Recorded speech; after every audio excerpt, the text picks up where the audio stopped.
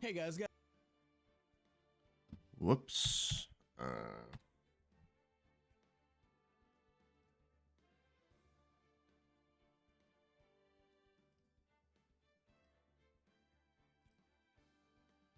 The flip.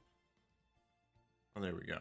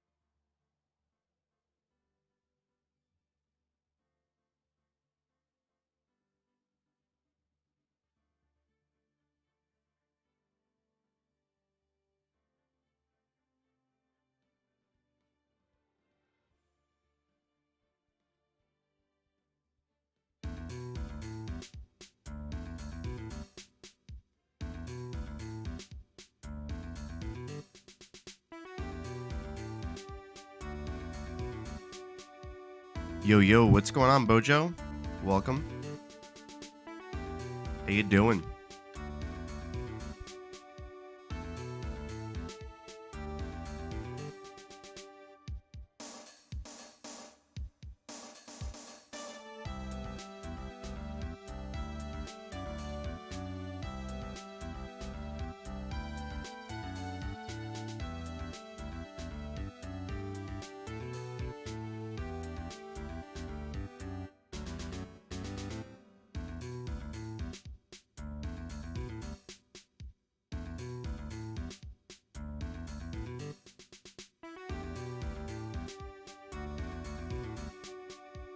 Plants vs. Zombies for the DS? I didn't even know that was a port. I played the mobile port and I played the Xbox 360 port. Dude, I haven't played that game in like 10 years, bro. Fuck.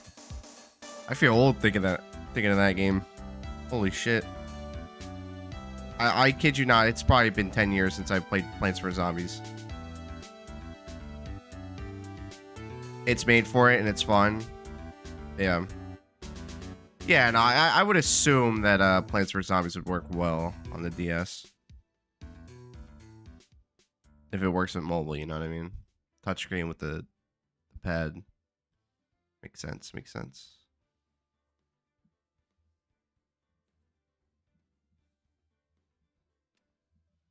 Just gonna wait one more minute before we get started. This will probably be the final stream for Trials and Tribulations.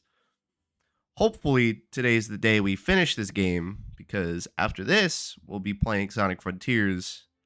I don't know if I'll get to that today, but this stream will probably only be like an hour or so long. Like, we're gonna finish the game, and depending on how I'm feeling, I might play something after. But let's see what happens. Let's see how long this takes. Apparently, we're at the tail end of Case 5, so it's all touchscreen, no control. Yeah, that makes sense. I mean, no real controls needed, to be honest. Makes sense, makes sense.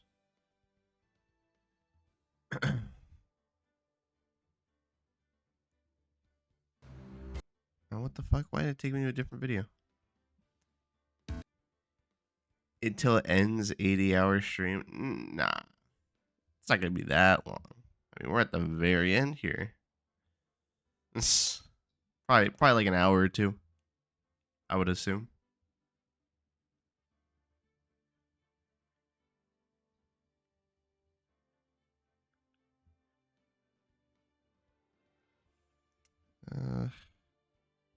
Yeah, let's see if anybody else stops by. What the flip?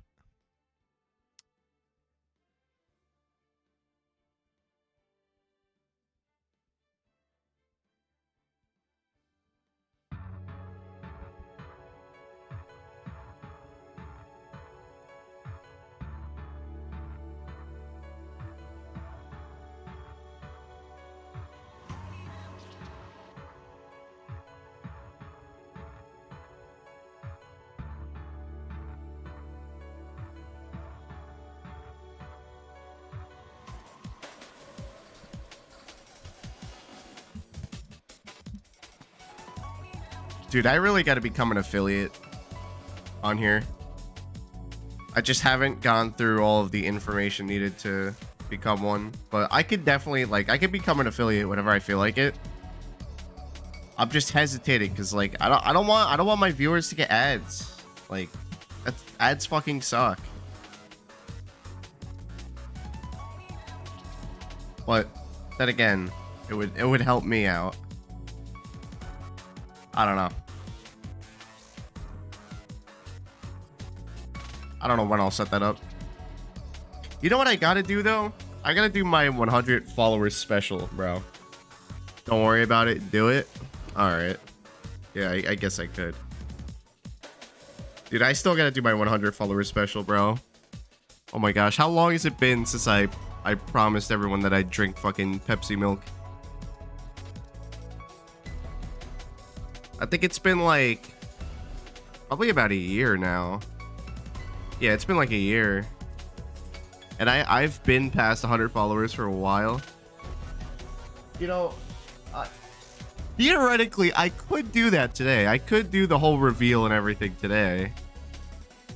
You weren't there? Yeah. Yeah, no, a year ago, I promised that when I hit 100 followers, I would reveal my face and I would drink fucking pilk. Because everyone thinks Pepsi milk is so disgusting. And I'm just like, that really doesn't sound that bad. I don't even like soda, but I would fucking drink it. Yeah, I'm not really a fan of soda, to be honest.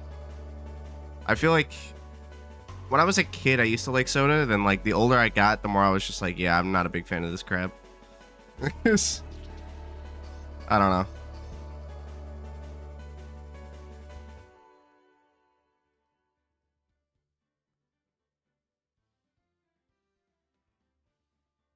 Face reveal and food poisoning? Number one, bruh.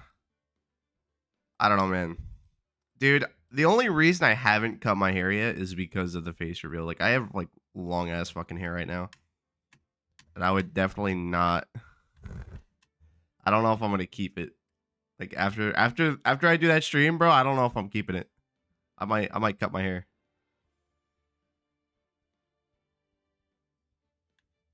I'm thinking about it. Dude, ever since COVID, I've had long ass hair.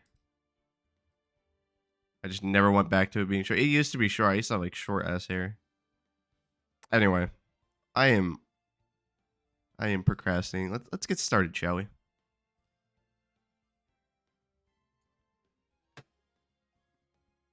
You know, I don't know. I'll think about it. I want to do this stream on a day where like people will be there. You know what I mean?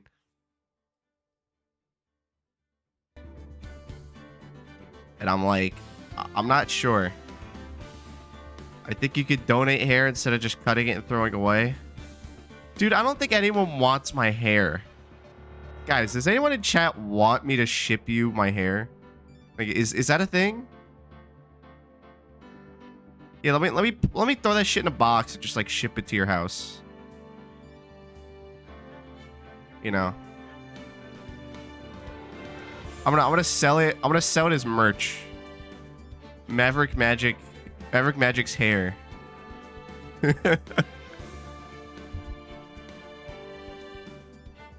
Yeah, you want my hair? You want me to ship you my hair when I get it cut? Well, I'm definitely gonna do the reveal before I cut it, but I don't know. Unless I decide to keep it, I don't know. Having long hair is kind of a pain in the ass. Donating doesn't mean to viewers. Oh, I thought you meant to viewers. Wait, who would I donate it to? Like, is someone what? Like for someone to make a wig out of it? I thought you meant to viewers, man.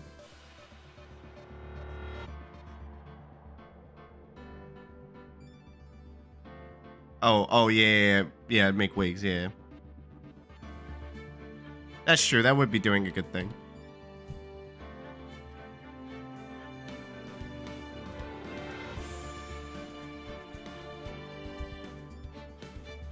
Anyway, what is up, fellas?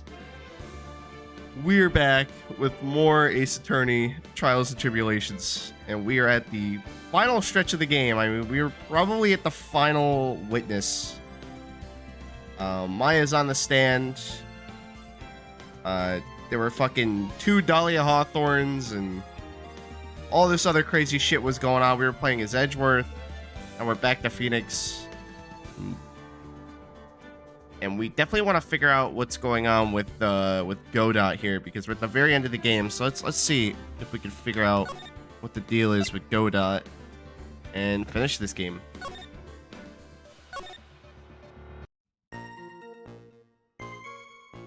Oh yeah, I kind of ended at a weird spot here. Wait, hold on. Okay, I completely forgot what was going on here.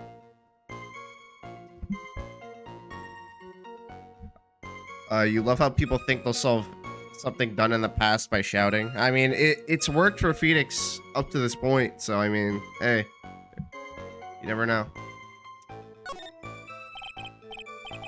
Come on, Maya, this isn't making sense. Was Maya okay in that cell? Yeah, she's right here. Maya's back now. Because, I don't know if you were here last time, but Dahlia Hawthorne was actually... Okay, how do I explain this? So, Maya's a spirit medium, right? So she was channeling Dahlia Hawthorne into her body to prevent her from being killed by Hawthorne. So Hawthorne went to the courtroom, but she was really in Maya's body. And now we got Hawthorne out of Maya's body, and Maya is now testifying to what's happening. So Maya is perfectly fine.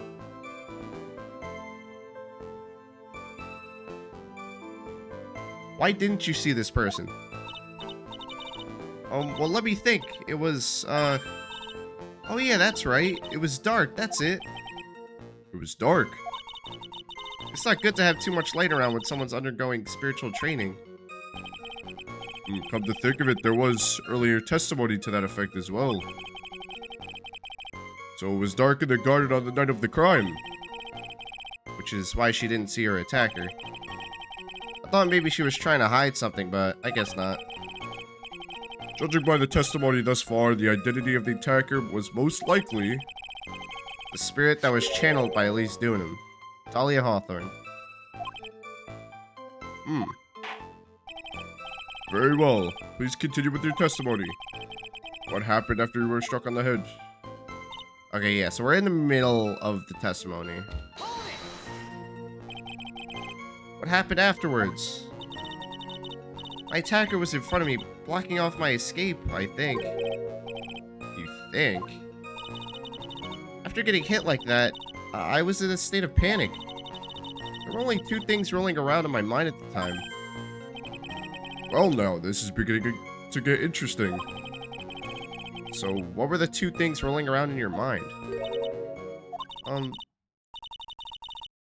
My name is Maya Fey. 1 + 1 = 2. What? You see, for some crazy reason, I was afraid I was going to lose my memory. I know it's odd considering my life was in danger, but that's how it was. What? That's not odd at all. Your actions are understandable, given the circumstances. So what did you do then?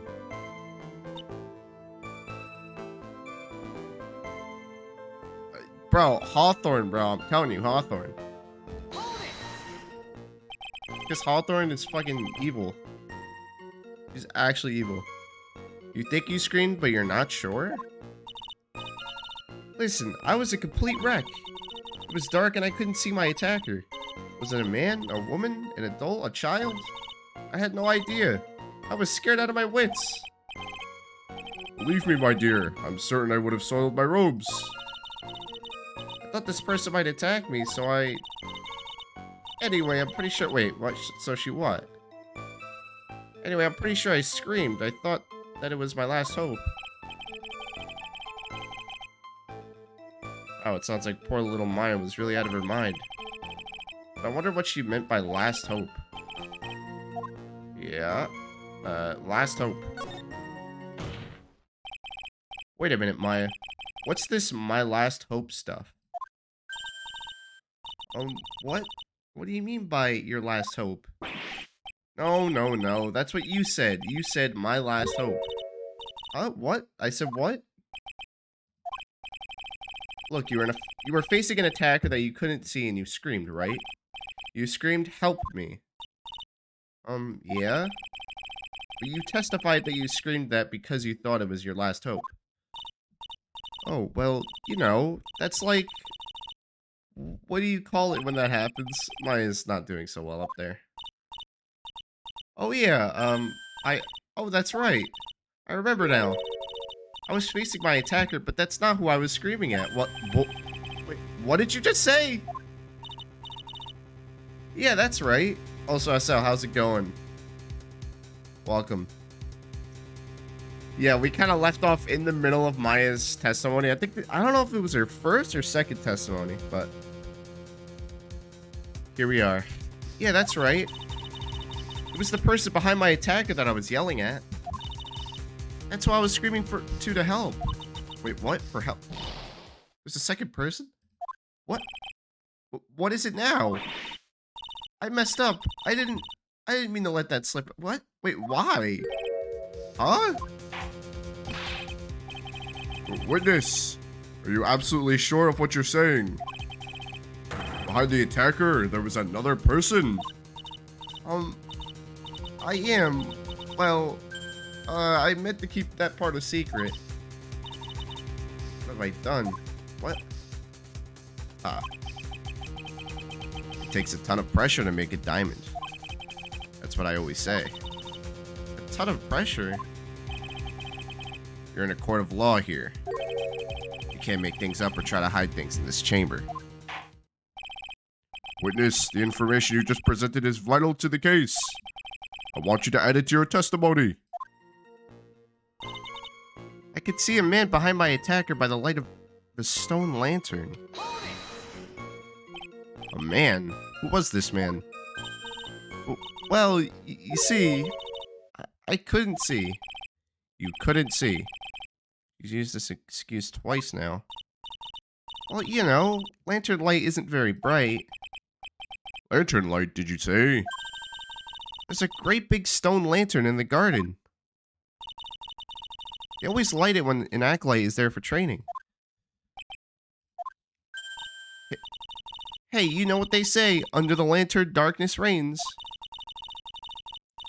So I could see the person that was further away, but not my attacker who was closer. Plus, there weren't any other light sources in the garden at the time.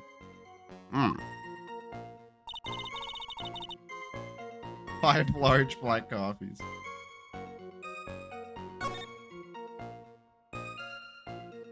Here we get 17 black coffees. You can see a man behind my attacker by the light of the stone lantern. Can we, like... A man? A man? A man? Wait. What? Hold on. Okay, hold on, guys. I just remembered something. When we were investigating, like, the other day, when Phoenix first got across the bridge, for some reason, Godot was already in there. I hope the guy is Godot. That's all I'm gonna say. Now I'm curious. You don't mean, was it? I didn't know it at the time, but I think it was probably blood. She's saying that's when Miss Dunham, who was channeling Dahlia, was stabbed in the back by the killer? At that moment, I was paralyzed with fear. I was just sitting there in the snow. I'm pretty sure blood got on everything around me.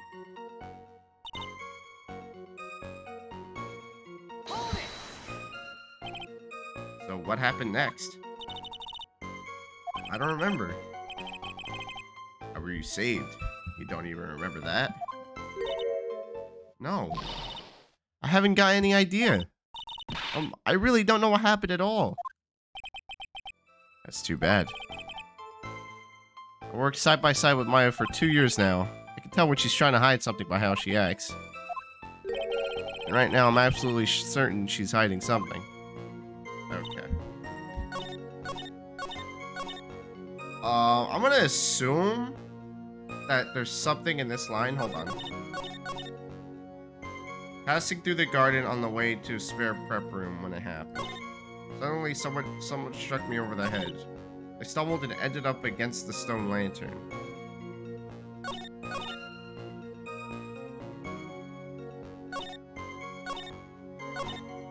I think I screamed, "Help me." I could see a man behind my attacker. By the light of the stone lantern, then something warm splashed over me. And that's when I lost consciousness.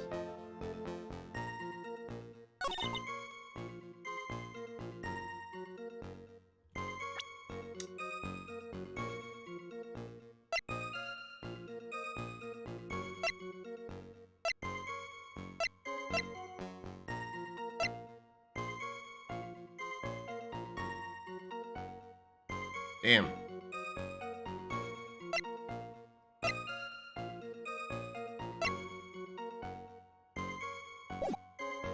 Something warm splashed over you?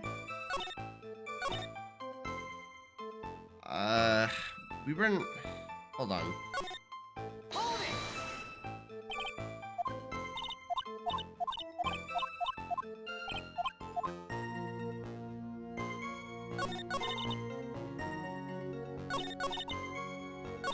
Hold on, can I see what the other line of dialogue gives me?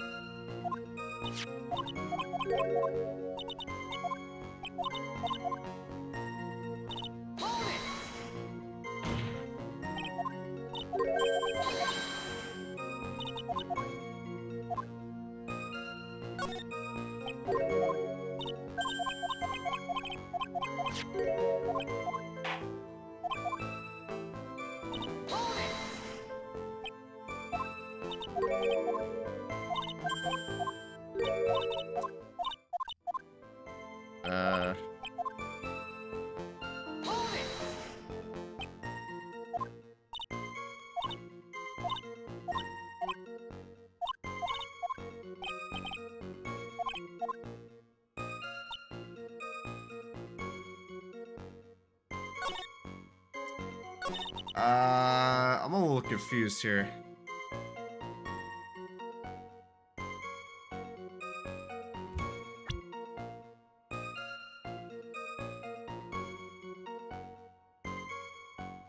When you have the right line, the game removes the choice. Okay, so I was right.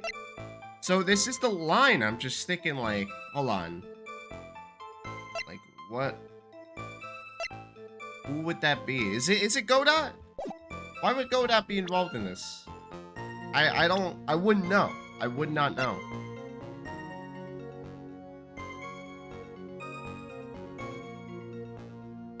Could it be? Nah, there's really nothing. We don't really have any proof or anything right now. Like, I obviously suspect that Godot's involved in this, but I'm not gonna think that far ahead.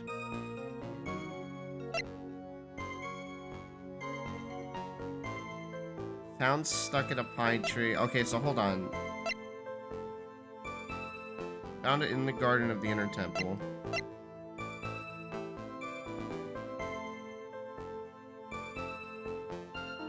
Who would the guy be? Well, okay, obviously it wouldn't be Larry because Larry was with Phoenix.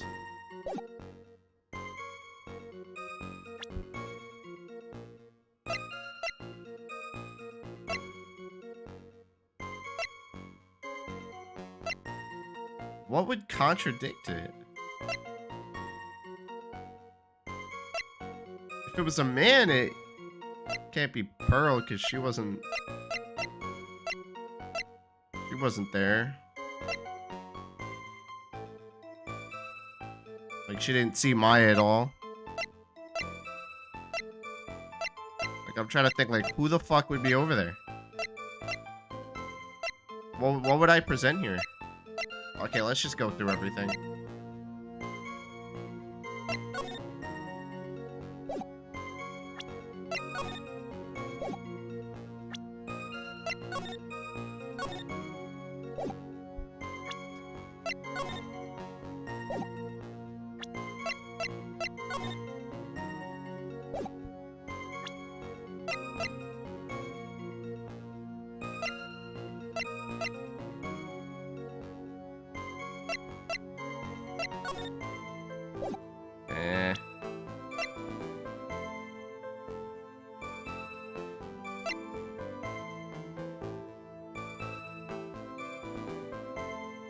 Okay, is it the lantern?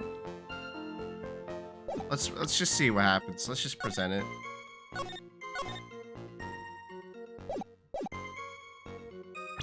I don't think that would prove anything. I honestly don't think this is it. Oh, it is. Okay.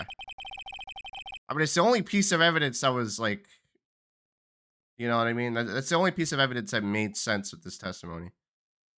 So there was a man standing behind your attacker. Yeah. That man.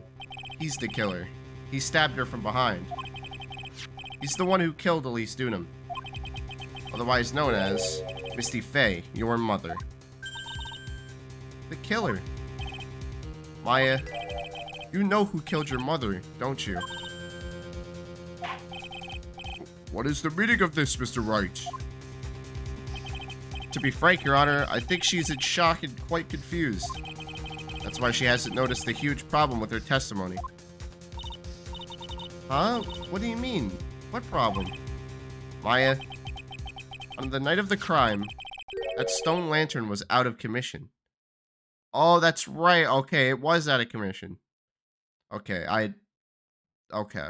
Because I remember when we were there, the game did say that it wasn't working. Huh? What?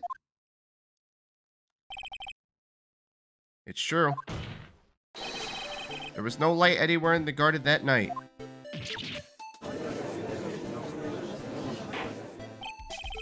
Order of the court. Mr. Godot, explain this. Add the pureness of milk to the perfect clear darkness of coffee. Stir.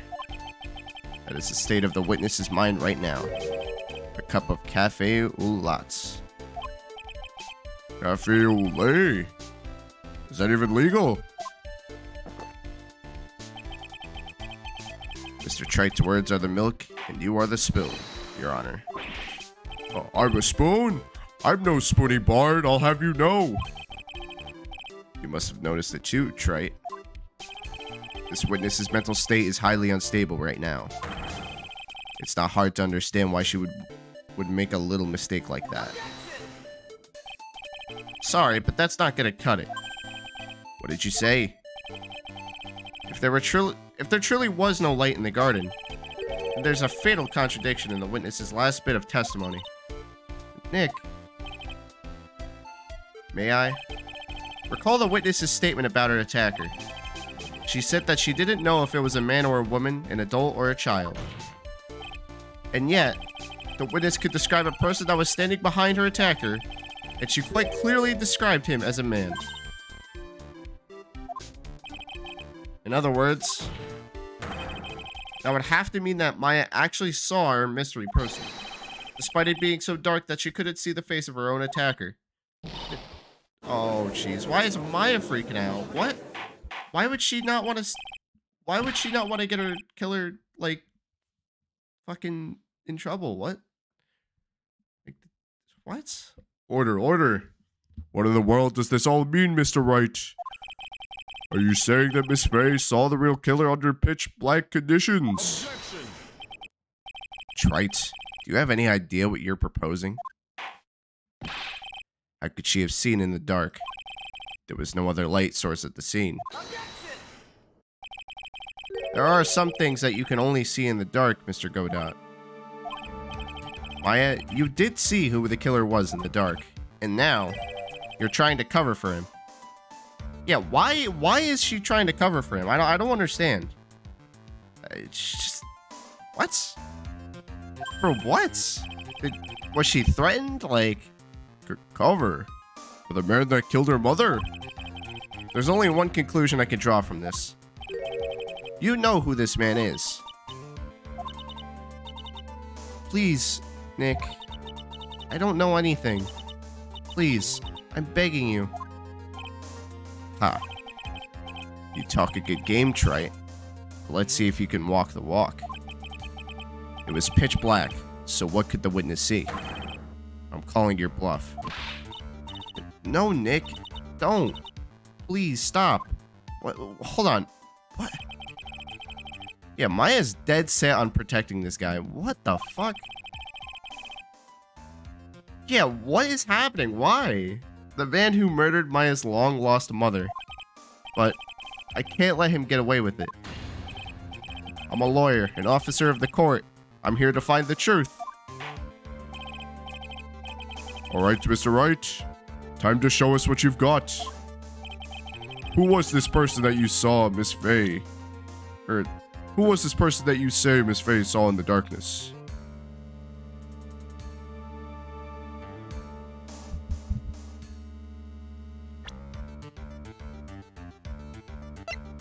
Goda.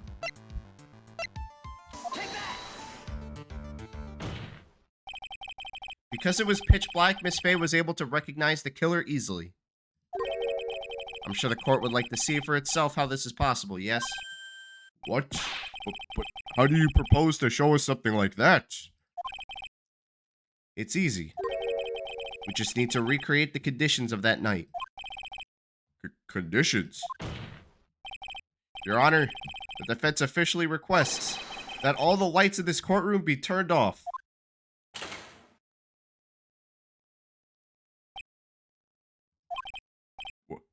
What? This is... But it can't be. Huh. Yeah. Damn fucking straight. That was a nice bit of deduction, Trite. I fucking knew it was you! I knew it! I knew it. Well, everyone, this is the man Maya saw the night of the murder. Holy shit. Order, order, order. Prosecutor Godot, what is the meaning of this?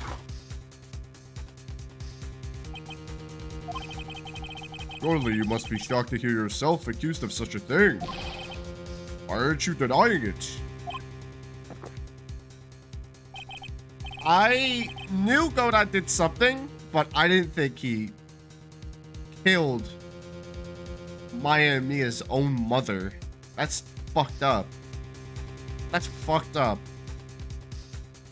Your Honor, you're asking the wrong person. What do you mean by that? If you've got a question, ask the witness. That's one of my rules. Well, Maya, how about it? What you saw that night? Was it three glowing red lights? Well, witness, answer the question. You're wrong. I never saw that. Look, Maya, I thought the person that stabbed my mother was a man. For a totally different reason. What? What? Everyone thinks it's Dahlia, so it always takes people by surprise.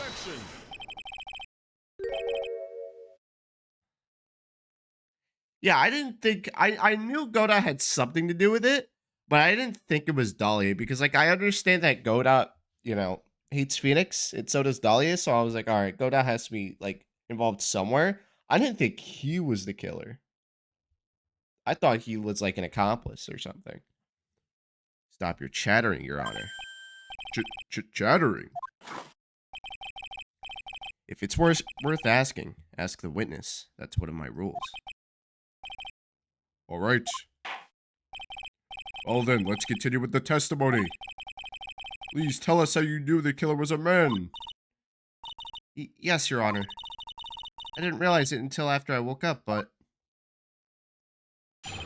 Witness testimony, the killer.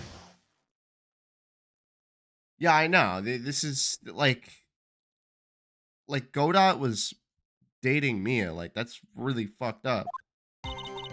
When I came to, I was just lying there on the trading hall floor. By the time I got back to the garden, the place had totally changed. The torches were lit, and the body was gone. And all the snow around the stone lantern had been carefully cleaned up, too.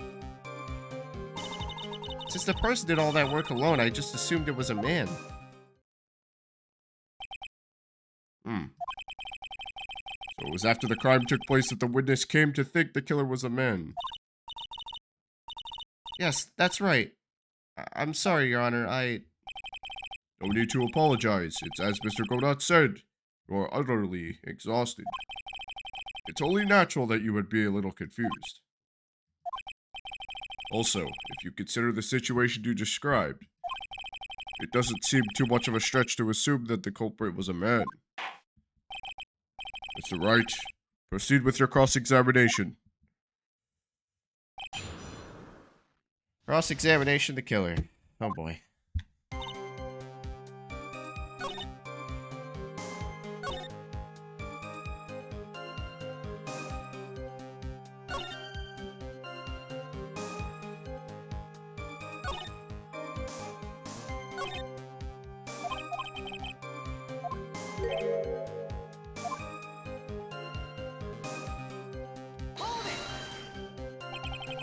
So you lost consciousness when you were in the garden, is that right?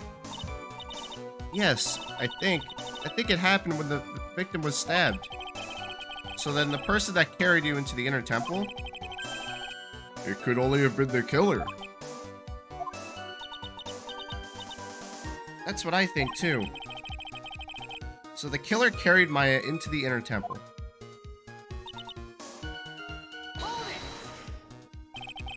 Actually, the killer must have done it, right?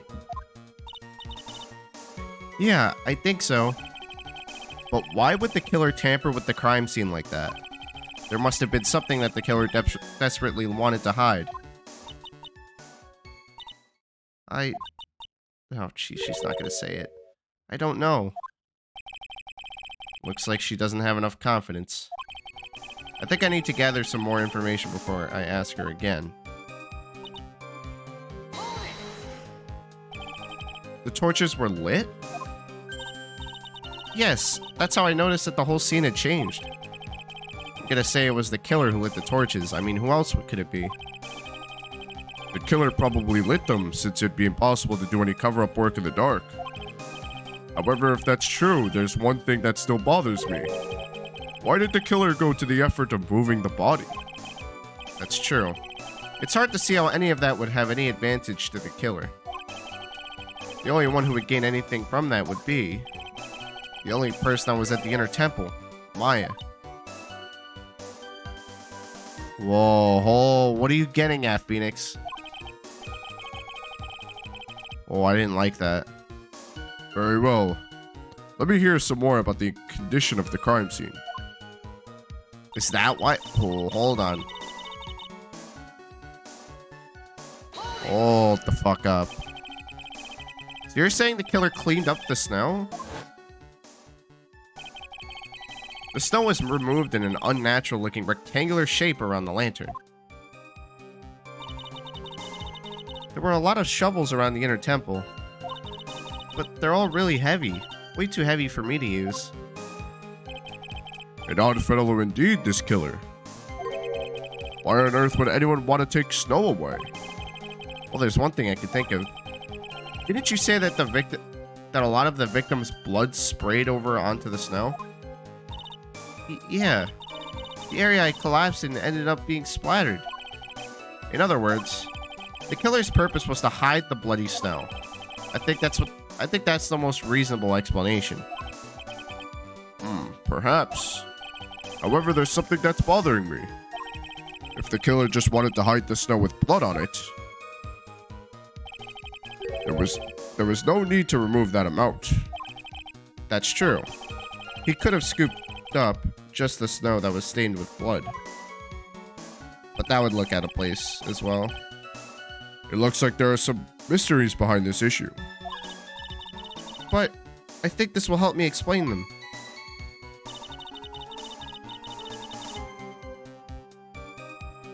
I wonder... Hold on, guys. I wonder... Actually, no, never mind. I was gonna say... I was gonna say something, but, like, I realized that that lantern's way too fucking big to pick it up and move. Like... I'm just wondering who wrote Maya on the lantern. I guess... Is this gonna be pinned on Maya again? So you're saying that you never saw the killer, right? Yes. But earlier you clearly stated that you saw a man behind your attacker. Nick, I'm sorry. The killer certainly went through a lot of trouble.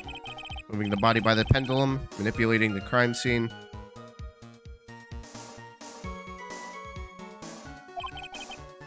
What, said that she moved the statue? I kind of forgot because it's been like over a week. Or about a week now.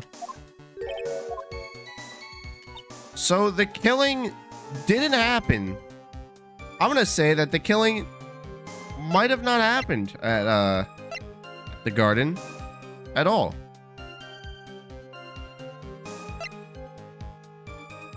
Oh, no, wrote Maya. Nobody would be able to move the statue. Yeah, okay.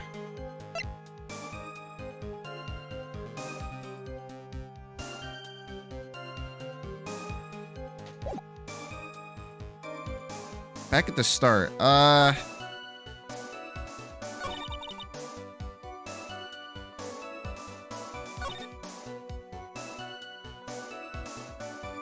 the time I got back to the garden, the place had totally changed. Yeah, I mean, like, okay. I mean, if there wasn't a fucking shitty wooden bridge, or maybe like a, maybe like a fucking construction machine or something to move it, then I'd be like, okay, maybe it was moved, but like, there's no way that thing could have moved. But I don't know, man. Now I'm just more confused.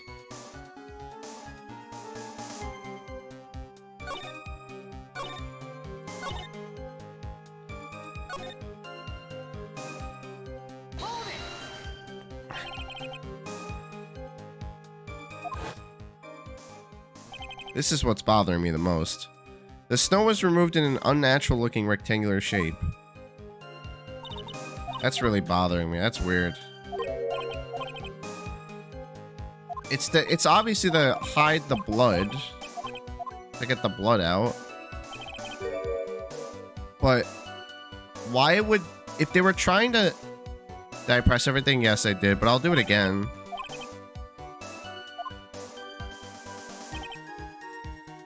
Looks like there are some mysteries behind this issue. Yeah, no.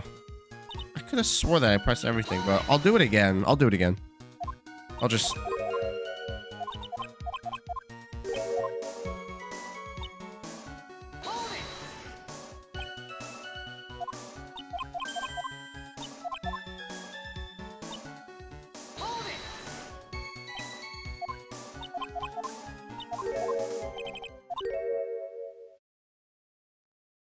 What?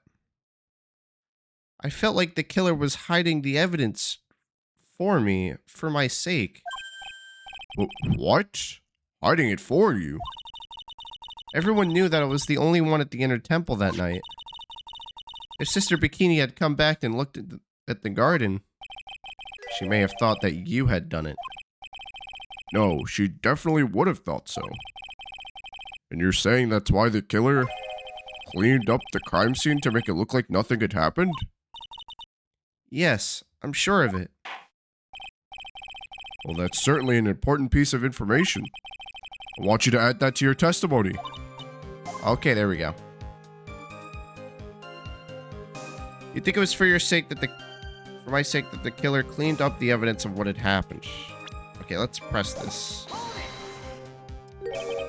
They did it for your sake? Well, if the body and the blood hadn't been removed, I would have immediately been the prime suspect, right? Yes, I suppose that's true. Yeah, and if that happened, the body would have caused some other problems too. If her real identity had come out right then, it would have been terrible.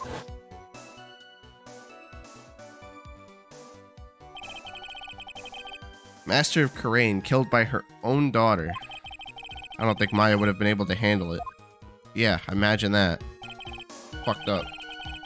But still, it's rather difficult to fathom the killer's motives. What reason is there to go through that much trouble to protect you?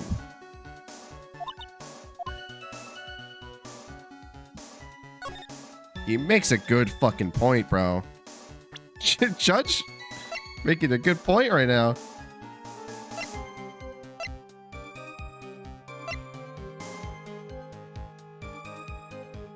It's obviously Godot. And he still has... He still kind of cares about Maya, probably, because, you know, that's Mia's sister. I know. OG is the best judge. We all know this.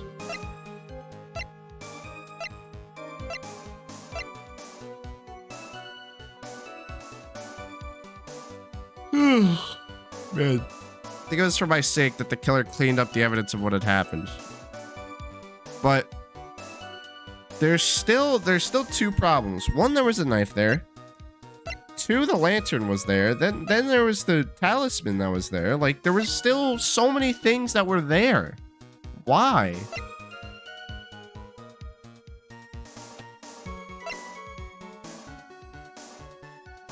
I'm confused, man. This makes no sense. Why was all of that still there?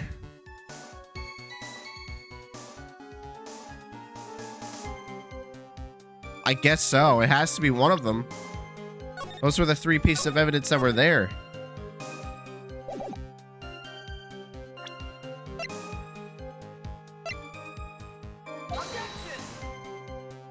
No. Is it really the stone fucking lantern again? No way. Is it really the lantern again? It's the lantern again. The body of at least Dunham was carried all the way to Hazakura Temple's courtyard. And at the garden, the real scene of the crime, the snow that we suspect was covered in blood was scooped up and removed. It's reasonable to believe that this was done in an attempt to hide the true crime scene. However, there's still one matter that seems somewhat odd. Oh? And what would that be? You must have figured it out by now, Mr. Godot. It's the message written in blood on the lantern. It was written very clearly on the white stone lantern. Maya. If the killer was so motivated to protect Maya from suspicion, then why didn't they wipe the writing off the lantern? Ah, you're right.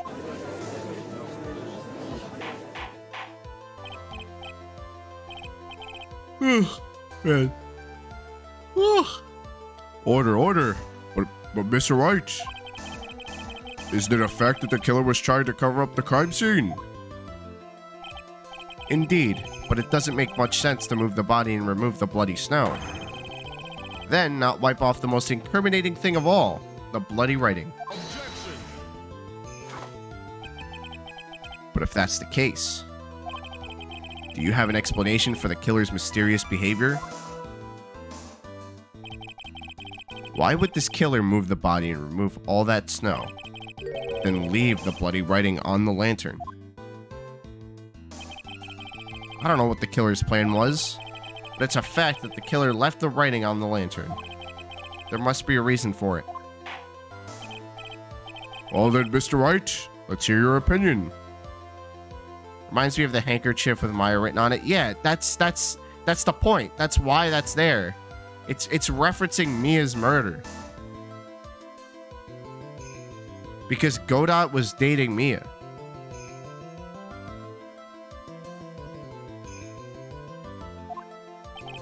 Why did the killer leave the message written in blood on the lantern?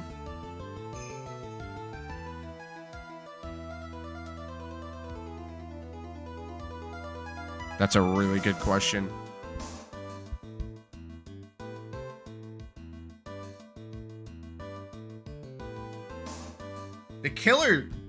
The killer didn't notice it. Prosecutor Godot, earlier in this trial you gave me some good advice. Once you eliminate the impossible, whatever remains must be the truth. Maybe you're not as dumb as I thought. The real killer wanted to disguise the fact that a crime had occurred there. If that's the case, they wouldn't have left the bloody writing on the stone lantern on purpose. Therefore, it must mean that they didn't notice it. But that doesn't make any sense.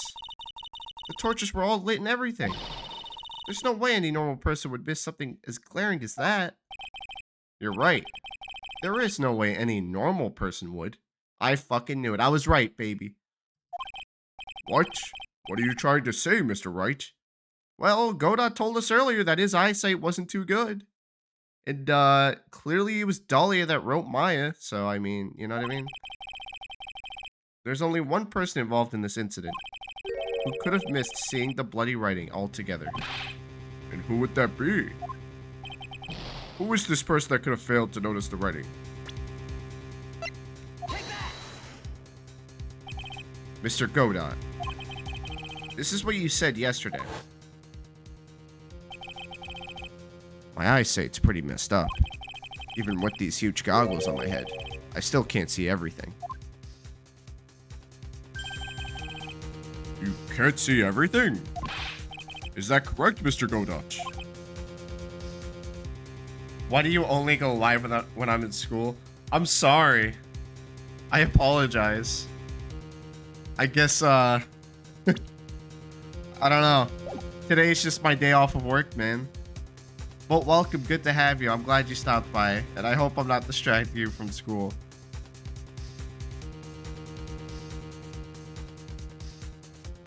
But yeah, good to have you. Working full-time does make it very hard. Oh my goodness. You can say that again. Today's my day off. This lantern was submitted as evidence today. I would like the court to think back to the moment that it was first presented. This lantern. There's something written on it. Well, why? It's written in blood. Nonsense. That lantern is as clean as a whistle. Mr. Godot, just admit it. There are certain colors you can't see, correct? You can't see red on a white background, can you? That's right. We went through this once before. During the poisoning case at Tribulations.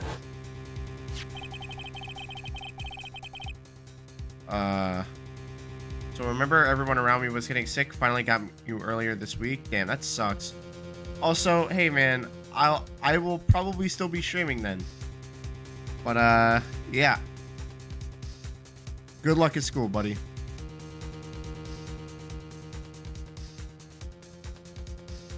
If I'm not playing this game, I'll probably be playing something else, because I am at the very end here.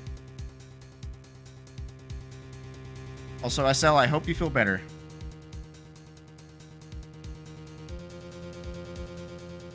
I'm getting through this quickly? Okay, good. This is the apron that the delightful Miss Bird was wearing at the time.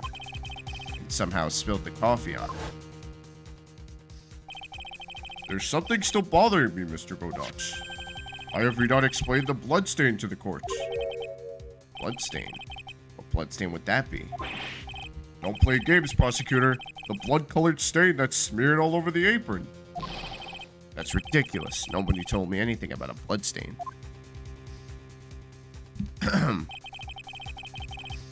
You could see the coffee on the white apron, but you couldn't see the ketchup because it was red. Huh. It's strange. In a black and white photo, those letters would have appeared black to me. I wonder, why am I the only one who can't see them? So then, Mr. Godot, are you admitting it? Are you admitting that you can't see the red writing on the lantern?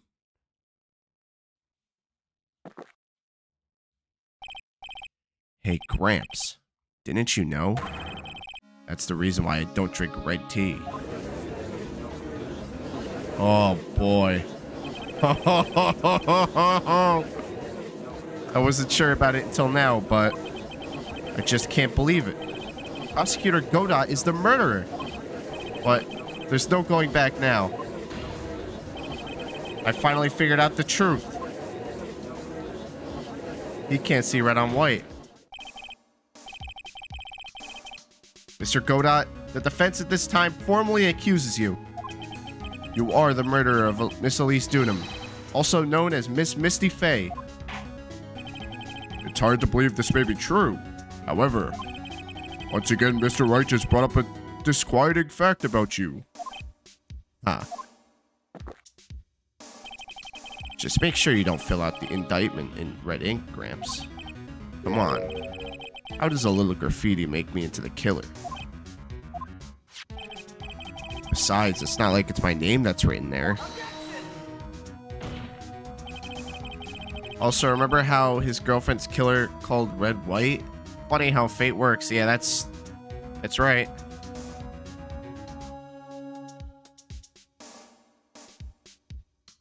That is crazy. That is crazy, bro. So this is all going back to Case 2. Man, Case 2, let me tell you, Case 2 of the first game was so fucking good. That's the case that roped me in. If it weren't for Case 2, I don't think I'd be roped into Ace Attorney like I am now. Because that's when the game really started to take off. I think Case 4 just fucking made it even better. I'm certain that the killer wasn't able to see the color red. This is rich. Do go on, Trite. The answer is right there at the crime scene. In the snow. Oh, I thought he was going to explain something. The snow? How so? Well, for example, why did the killer move all that snow? Your Honor, you said it yourself. If you wanted to hide the bloody snow, why not take out just that area? Yes, why didn't he just take out that area? Ah, could it be? Yes, the killer couldn't see the red blood that had seeped into the snow. And so he had to remove all of the snow. He couldn't be sure of where the blood had landed, so he removed the whole area. Isn't it more likely that the killer couldn't see the blood because it was dark? Not a chance. The torches were all lit. he would have been able to see just fine. It seems that once again this trial has taken an unexpected turn, to say the least. Can you explain this, Mr. Godot? What? Myatt? Wait just a minute. Myatt? What is it, witness? Mr. Godot isn't the killer. After all, he didn't even come to the Inner Temple until 2 days after the murder took place. He didn't show up until after that old bridge got fixed up. Maya? You can't testify to something like that. Why? What do you mean? I may not look it, but... After the murder happened, you didn't even exist. She didn't? I'm afraid I don't follow. Are you senile, old man? We established this just a little while ago. After the murder, this witness was unconscious for a long time. Because she was channeling Dahlia Hawthorne. Oh, that's right. But please, Your Honor, let me add to my testimony. Nick, please listen to me. Maya, do you plan to cover for Godot no matter what the cost? If that's the case, then I've got no choice. Your Honor, let's hear her testimony. If it means we're going to hear the whole truth, I say we should not silence her. Barzo, welcome. How you doing, man? Got here just in time for the end. We're literally probably about to get to the end here. Ah, nicely done, Wright. Very well. Let's hear the witness's testimony. Please tell us what had happened at the Inner Temple after the murder. Yes, sir. After I woke up, I began channeling, and my spirit left me, as it were. But little Pearlie was there at the Inner Temple, too. Witness testimony after the incident. Pearlie was also struck at the Inner Temple side that night. Yeah, no, don't worry. You guys both can't wait, but it's perfectly fine. I'm just glad that you guys are here. Really, I do appreciate it, because I'll be honest, whenever you guys stream, I'm always working. So I really do appreciate you guys going out of your way for me. The next morning, she looked around but couldn't find anyone. Next day, when the bridge was finally fixed, she was in the spare prep room. That's when Mr. Godot arrived at the Inner Temple for the first time. He found Pearlie first and cheered her right up. Yeah, no, I appreciate you guys. Who is this Pearlie? That's my little cousin, Pearl Faye. So when did you hear about this? Oh, just a while ago, when I was in the medical office. I'm terribly sorry, but what you had heard from someone else is simply not admissible as testimony. What? Come on. Pearlie would never tell a lie. She's a way more honest person than I'll ever be. Real smart, Maya. You always know the best things to say when you're under oath. Huh. You have to babysit, so you're just chilling? It's all good, man. The prosecution has no objection. We believe the witness. Mr. Godot. Let's just move on to the cross-examination, if the defense has no objections. This is highly unusual, but... Well, Mr. Wright... Let's get this cross-examination started. Pearlie's a good girl. She did all of her homework. Let her testify. Yep. Cross-examination after the incident. Pearlie was also stuck on the Inner Temple side. The next morning, she looked around, but couldn't find anyone. Next day, when the bridge was fixed, she was in the spare prep room. That's when Godot... No! No! We found her! She was not in the prep room! That is not what happened. We found her.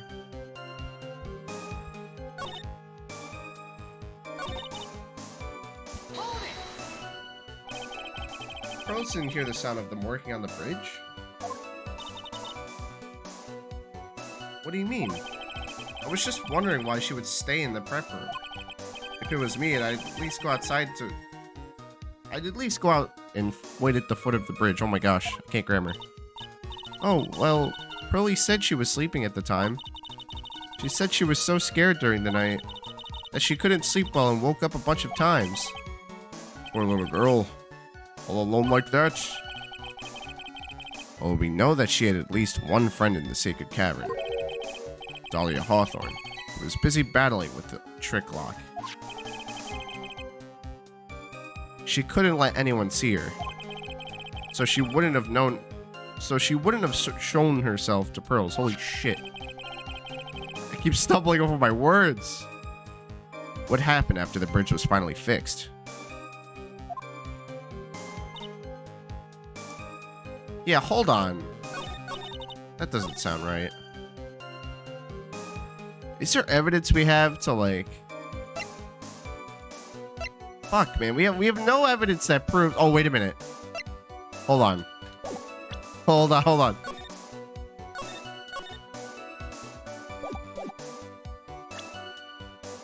Nah, hold on. Let's just press everything. It's okay. Whenever Yami streams after work, he can barely read either. Yeah, dude. I'm sorry. Oh my gosh, dude. Even at work yesterday, bro, I was like making such dumb mistakes. Like I was like forgetting things here and there. I had to go back and like get things I forgot. Just because I was so tired.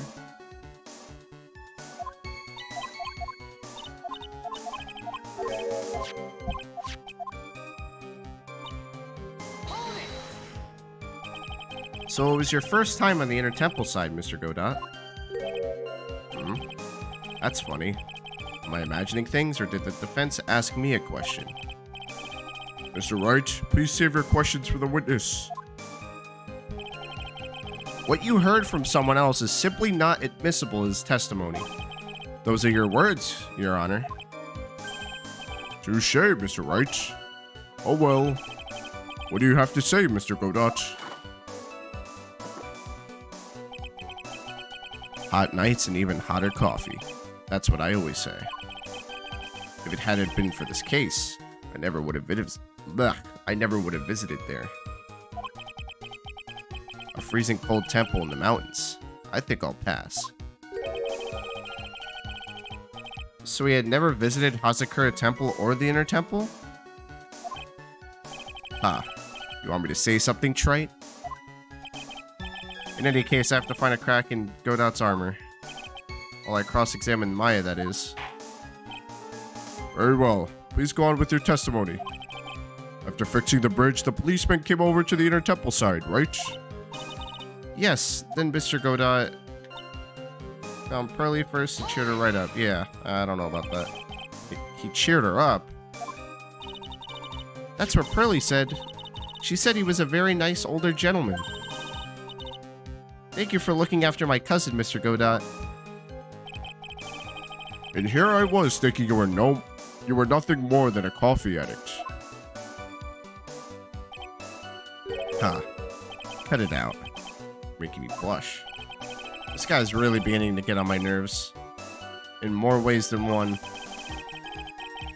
The truth is, there aren't many places to look on the Inner Temple side. The policemen were all busy going over the garden. Fine-tuned cones. Fine-toothed cones? What? Is that like a saying or some shit? I've never heard that in my life. So I decided to carry out an investigation in my own way. Godot style. I'm the same way.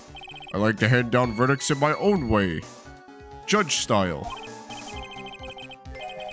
Maybe I should ask some questions, Phoenix style.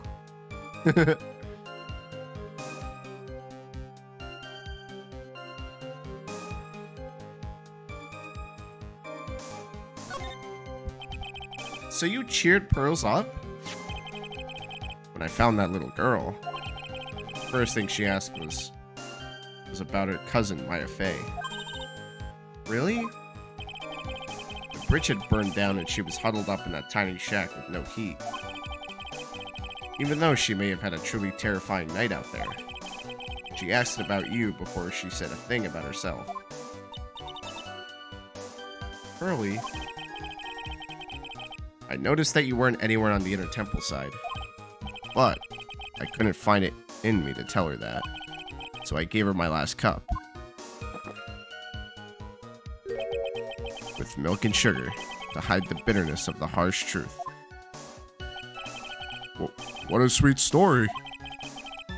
You had a thermos of coffee? Why does that not surprise me?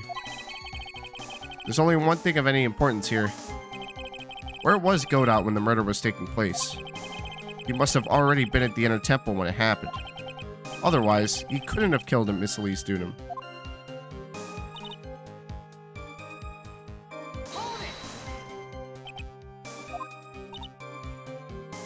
Spare prepper next to the training hall. Oh, wait.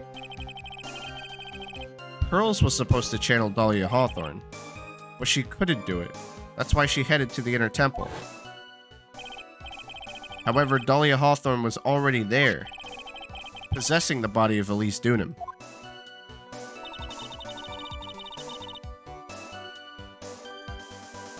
Next morning, she looked around but couldn't find anyone. She searched the entire temple side end to end. Well, you see, Pearlie gets pretty scared when she's alone. There aren't that many places to look. She says that she even went back and forth several times. The inner temple side has two structures, the training hall and a spare prep room. And there's also a storage shack, I think. That's about it. There was a storage shack too? Pearls was looking for other people, right? Would she have really examined the storage shack all that carefully? Well, if it was me, that would be the first place I would investigate. So that means it's possible that someone may have been hiding in the storage shack? Okay, is there no proof that we have that would show that, like, we saw Maya, that she wasn't, like, in the spare room, we just saw her?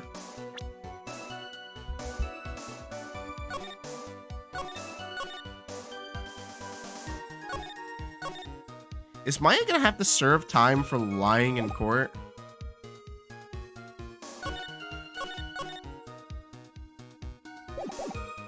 Like, she's blatantly lying in court.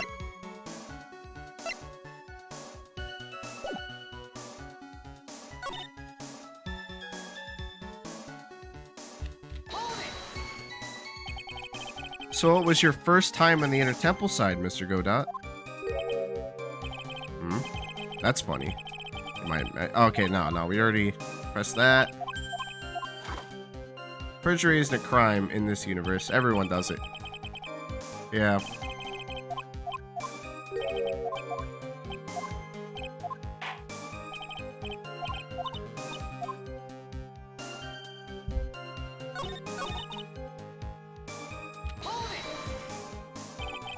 Pearls didn't hear the sound of them. Yeah, no, we already pressed that.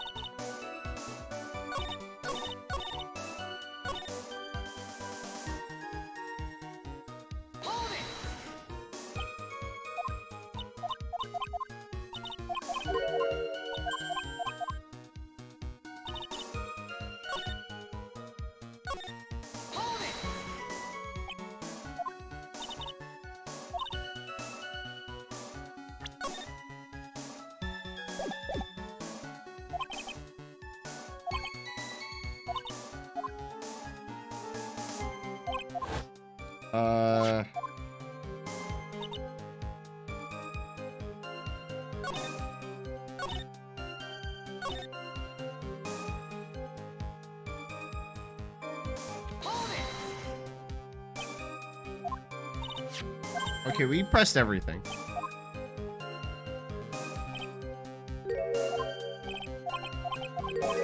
Just gotta find that. Okay, here it is. Godot's investigation. You said that you conducted an investigation of your own. Did you find anything? Looks like my investigation went about as well as yours, Wright. After all, I did miss the bloody writing on the lantern. Well, I didn't miss it, so speak for yourself, Goggles. The only odd thing I discovered was the beauty in the training hall. Beauty? Misty Faye, naturally. Clad in her stunning Japanese garb, surrounded by the hue and aroma of Western tastes. Western tastes? Did he find a stranger way to describe gravy? So from there, you headed for the prep room. Wait a sec, what did Godot say just now? I think I just found his proverbial weak spot. There's only one thing of any importance here.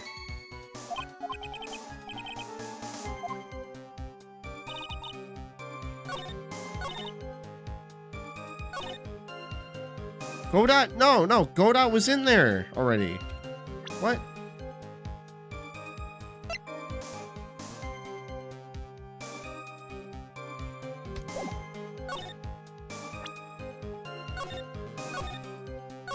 Hold on. So do we present the gravy? Like on the fucking... Because that just kind of proved...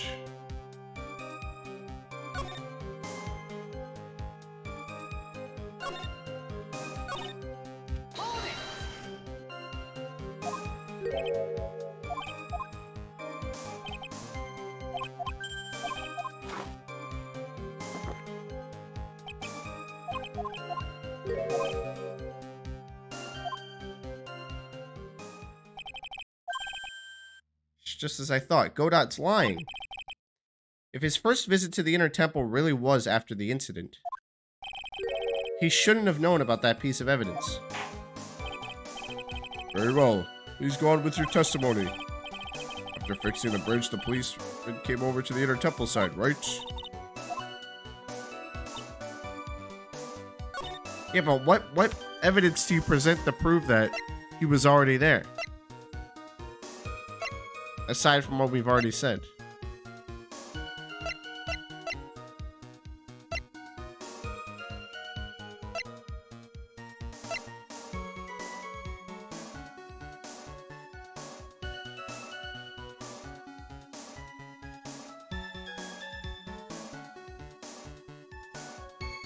I'm so confused, man.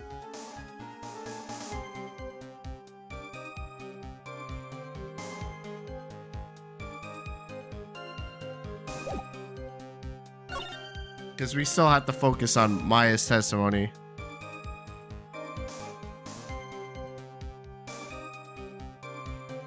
He only mentioned one thing about that side of the temple. Well, I mean, he said that he saw the gravy on the scroll. So that was clearly the first thing he must have spotted.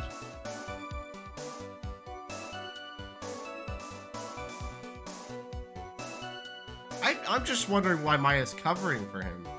It's so confusing.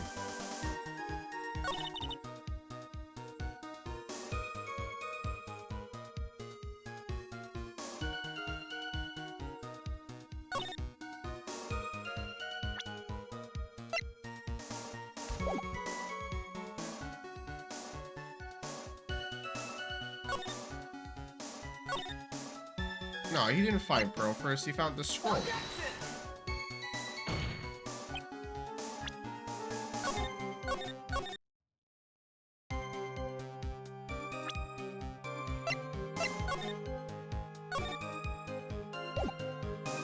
Okay.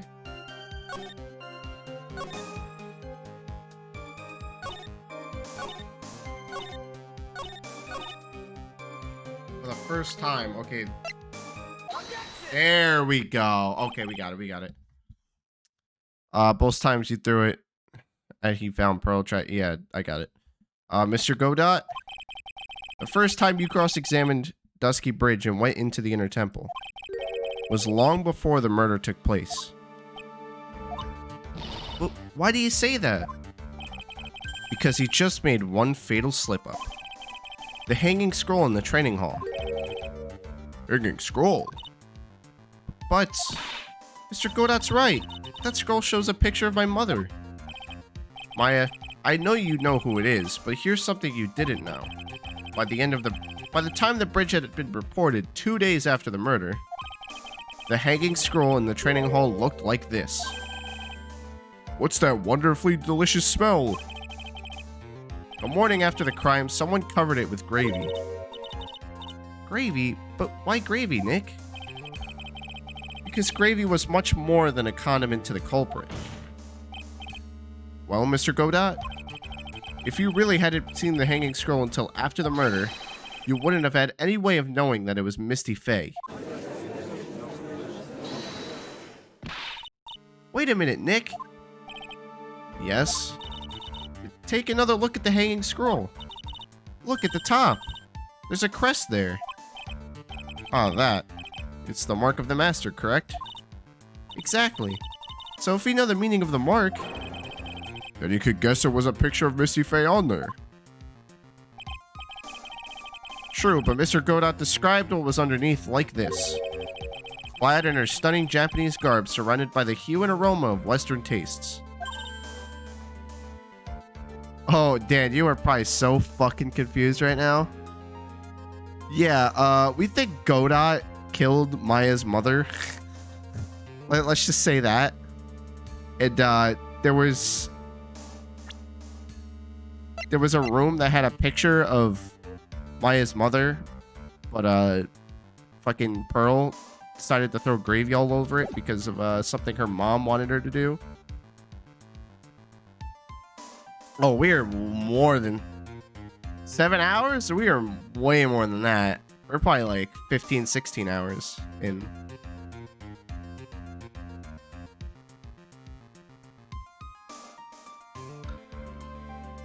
Oh. Yes, it's possible that he knew what the crest meant. However, he couldn't have known what she was wearing. Or he couldn't have known that she was wearing Japanese clothing. Mr. Godot, on the day of the murder, you were hiding at the inner temple long before the crime took place.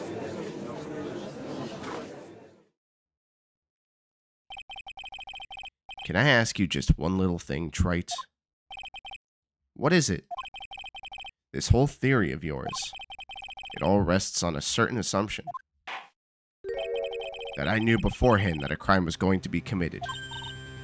That's right. Otherwise, there's no reason for him to sneak onto the crime scene.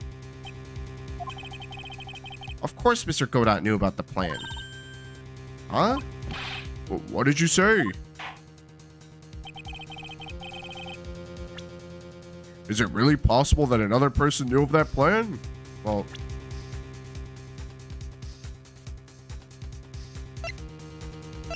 Talia.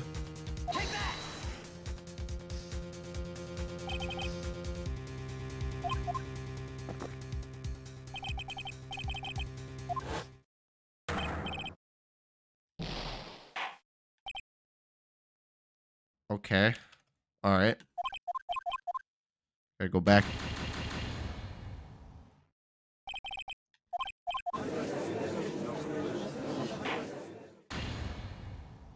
All right.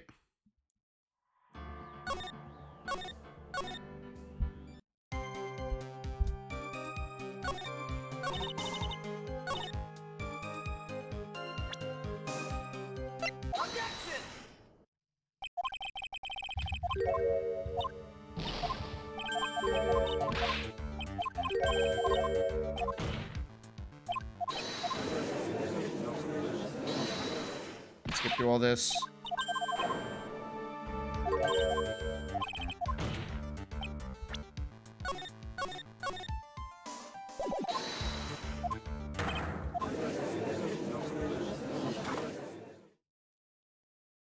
Back to square one.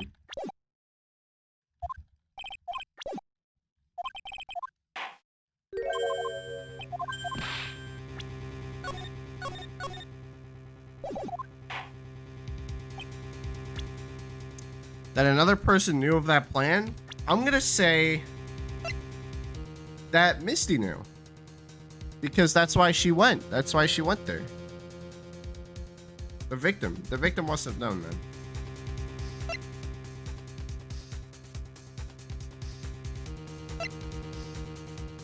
Well, there was also Morgan Fay.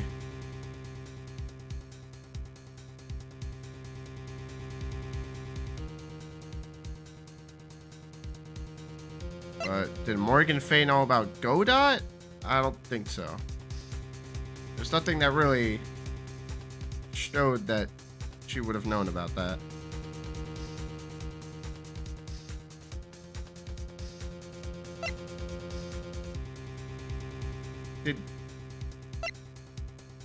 Would Maya have known about this?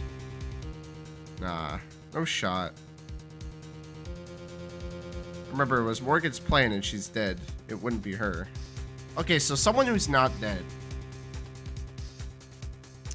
So... Or who wasn't dead at the time it was... Or wasn't dead before the crime was committed.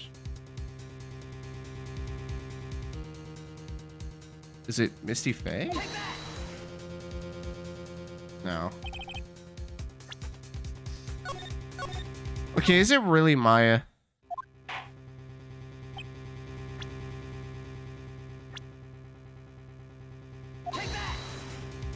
No. Okay, I was just guessing. I didn't think she knew.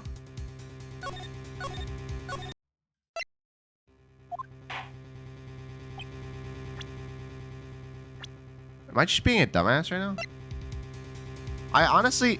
Why would Maya go to the mountain if she knew? If she knew, she would probably go to save her mother's life. That's what I would think.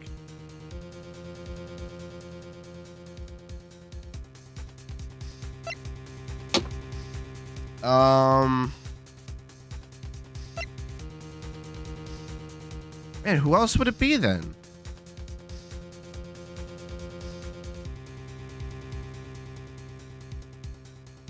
It's not Godot, because Godot, you know, because Godot's part of it. But who the flip would it be?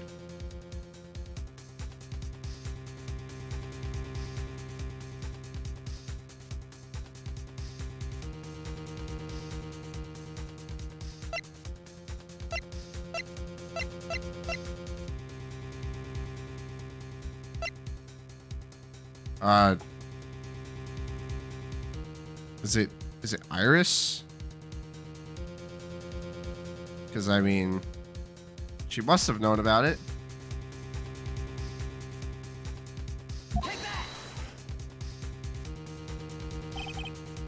Man, I'm fucking confused.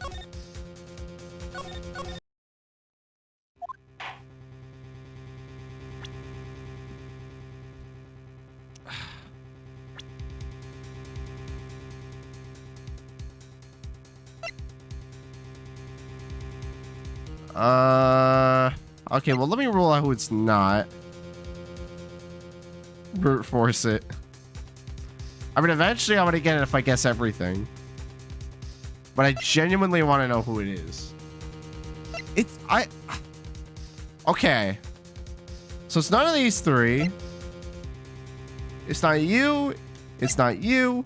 It's not you. It's not you. It's not you.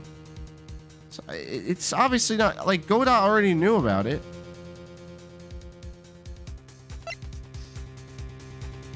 It can't be Bikini. That wouldn't make sense.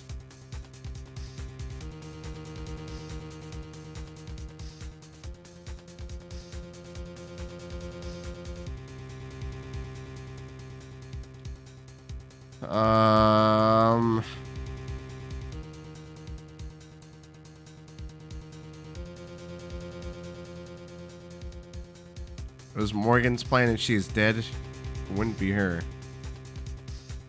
Well, okay, so obviously it would be Godot then. It's just I thought Godot planned this. That's the thing. He planned it. Yeah, no, it's not. What the fuck? I knew it wasn't. Who the fuck would it be? Yeah, that's the pun. Who the fuck would it be? I have no idea now. Now I have absolutely zero idea. Just give me the hint. Now I'm not gonna get it. I guess literally everybody I could have potentially thought it would have been. Yeah, just give me the hint.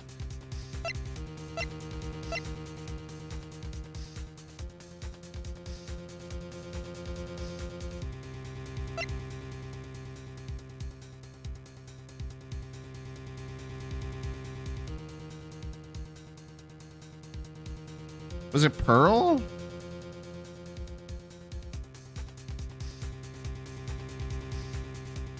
I mean, Pearl didn't really know much of what was happening, so it could have actually been her. She doesn't really know much.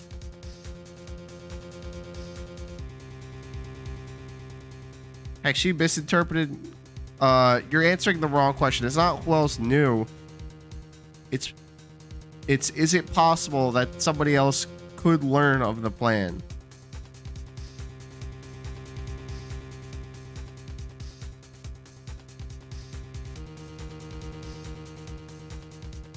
Did somebody else learn of it?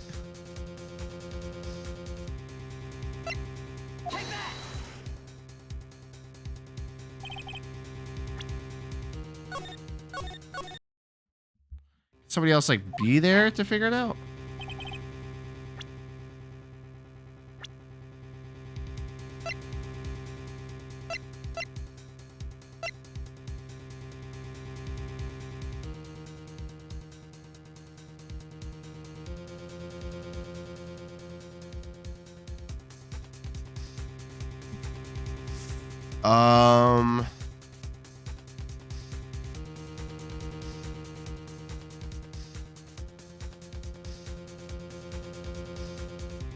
Fuck.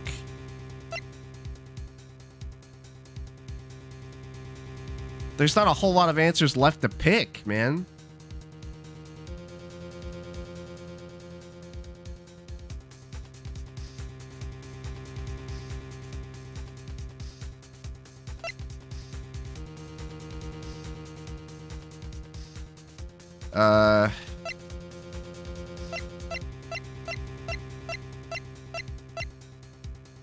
Nah.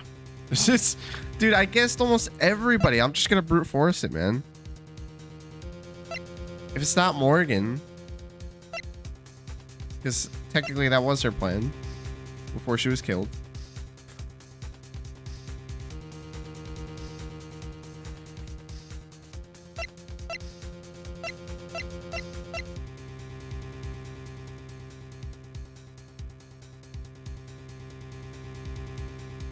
How could they learn about it?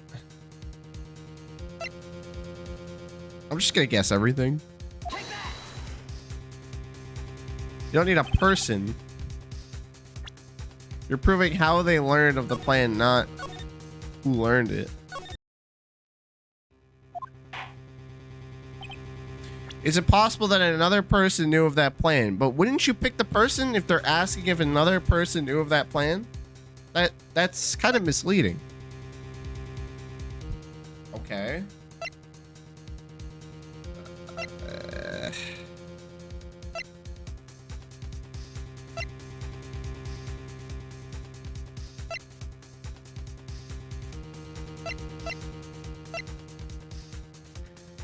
Yeah.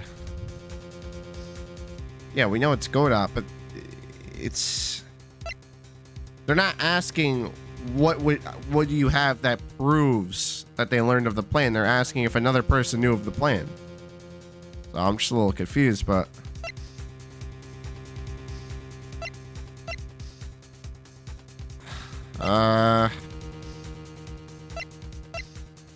Alright, well, let's see what could prove it.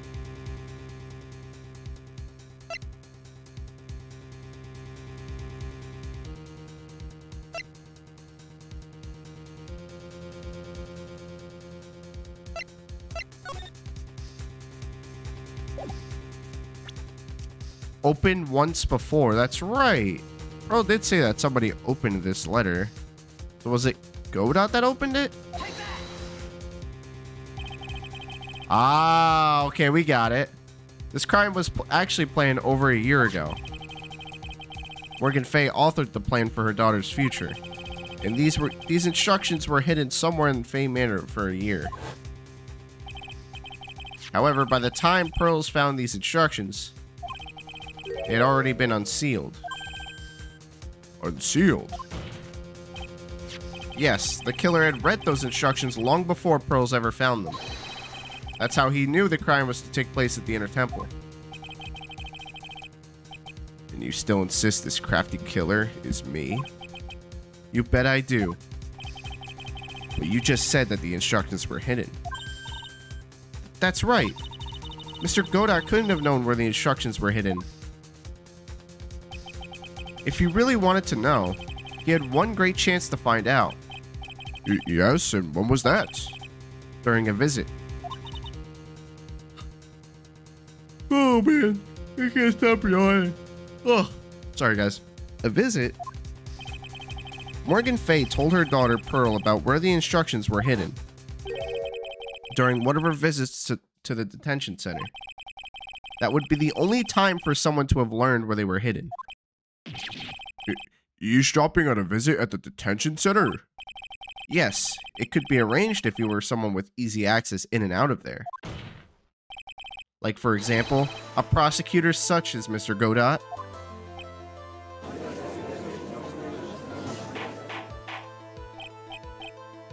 Order, order. Mr. Godot, you're under fire again. This murder could not have been carried out without prior knowledge. And you?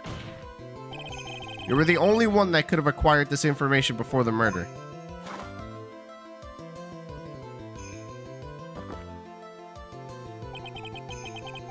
Humans are afraid of the dark, and yet, at the same time, we're fascinated and bewitched by it.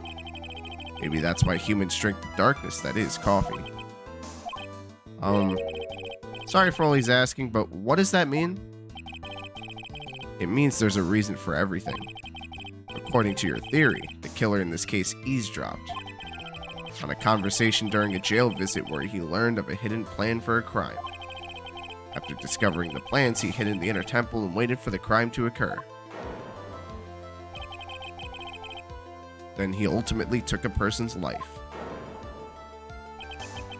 And he did all of that just to protect this witness? That's right. If you're accusing me of this crime, I have to ask you, why would I do this? This girl is nothing but a stranger to me. I've got no reason to go through that kind of trouble to protect her. Yeah, right. I am what you see. I'm certainly not the type to rescue the damsel in distress. The killer's behavior is certainly extreme, for lack of a better word. Even considering that the killer wanted to protect this witness's life, his behavior is still a little too unnatural. However, you had a good reason, didn't you, Mr. Godot? An unshakable reason that forced you to protect this witness at all costs. I knew it. You figured it out, haven't you, Nick? Maya, I guess you were doing your best to cover for Godot. For the same reason, huh?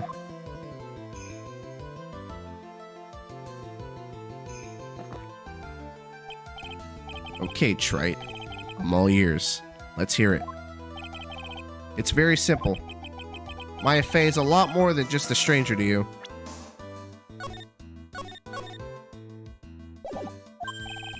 What's this?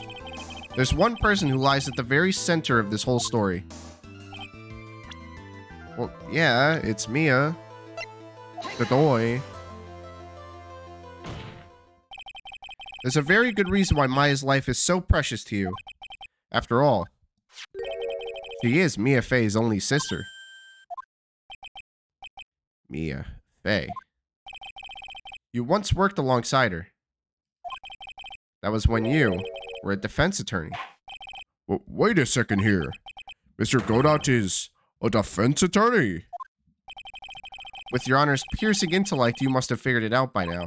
The real name of this man who calls himself Godot. His real name is Diego Armando. Isn't that right?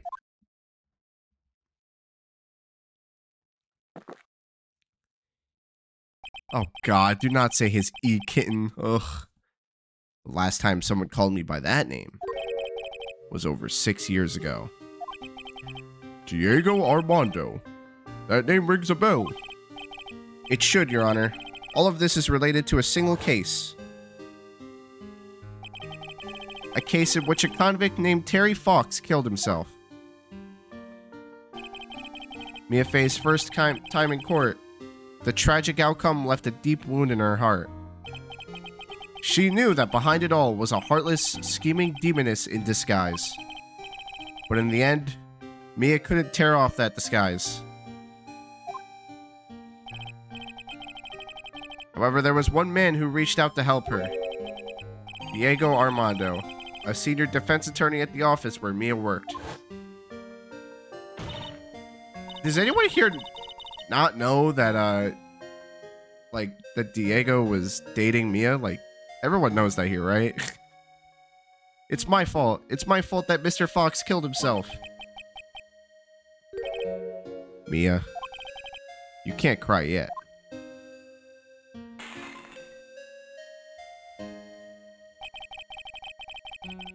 The only time a lawyer can cry is when it's all over.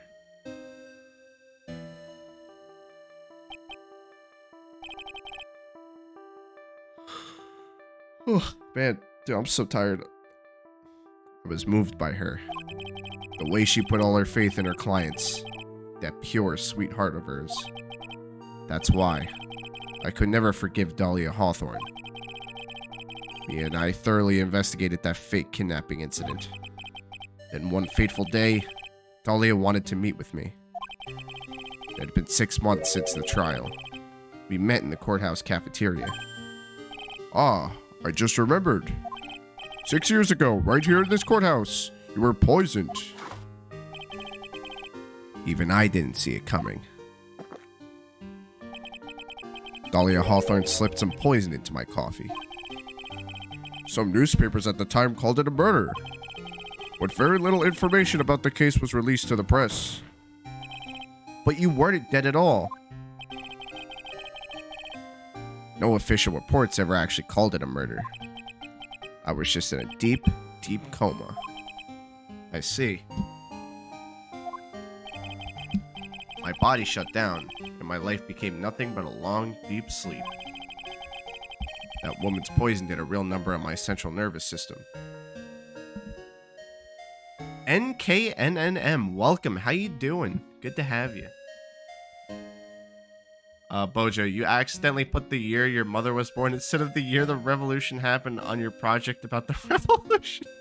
What? How do you do that? Bruh. How? Yeah, how? What?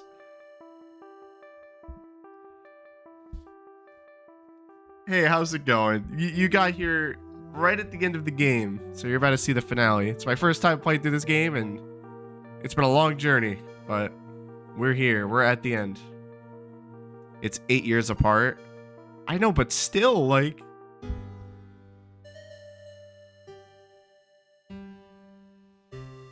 Okay, I guess, but like... I don't know. That's still goofy.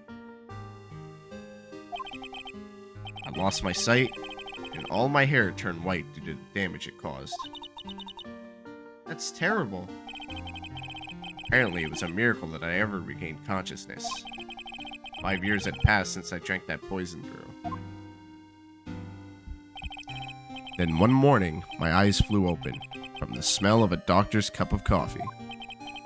5 years? You were asleep for 5 years? And the worst possible news was waiting for me. Mia Fey was dead. From the very moment I opened my eyes, I had already lost everything I thought I'd had. The woman I loved had been murdered. And the woman I loathed had been sentenced to death. The woman you loathed? The woman who had spiked my Scalding hot coffee. Dahlia Hawthorne. Yeah, but that's because Mia was the one who got her sentenced to death. Good old Mia. She didn't let me down. She got her revenge before she checked out.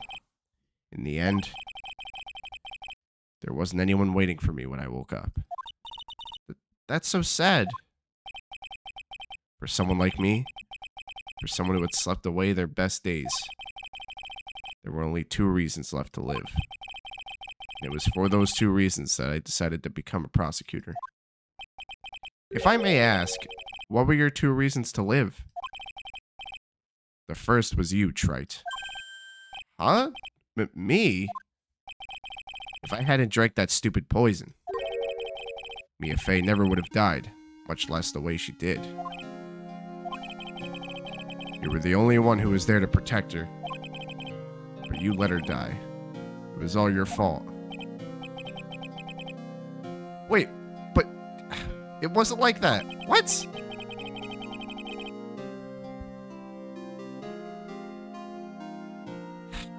Fuck, dude. I wanted to see for myself what kind of a man you really were.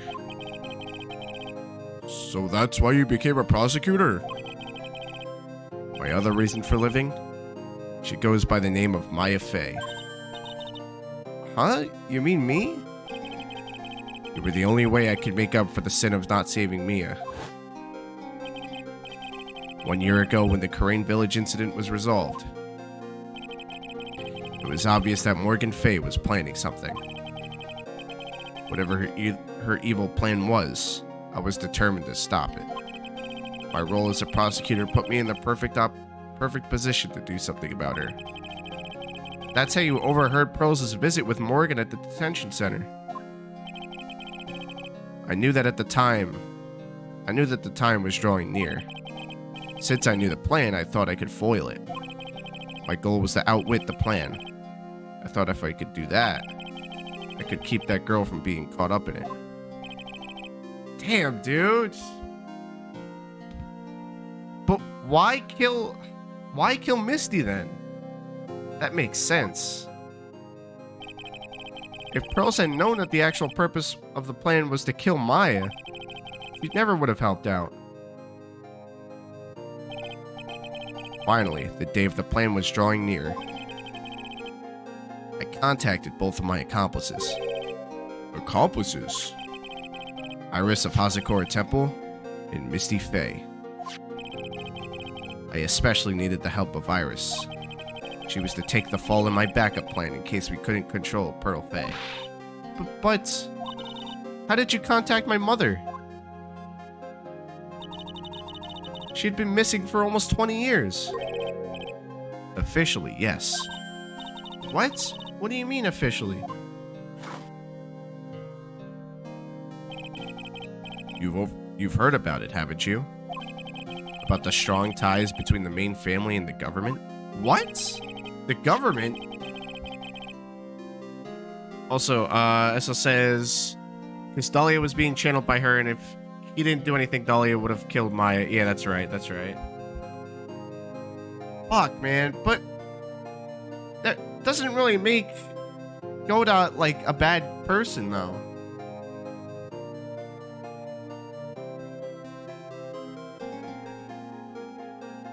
Damn, this theme hits hard. Holy shit.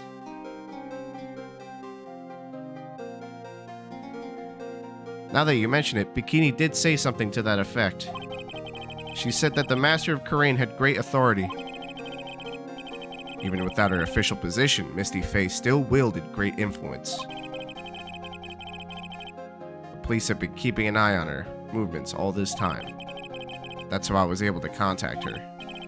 Again, because of my position as a prosecutor.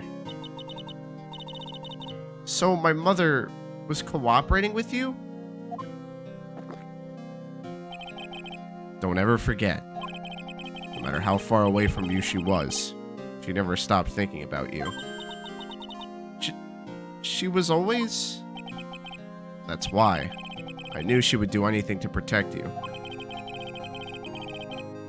If you want to know how strong her resolve to protect you was, look at her staff.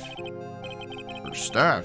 The one with the sword in it? The day of the plan was to be carried out. Arrived soon enough.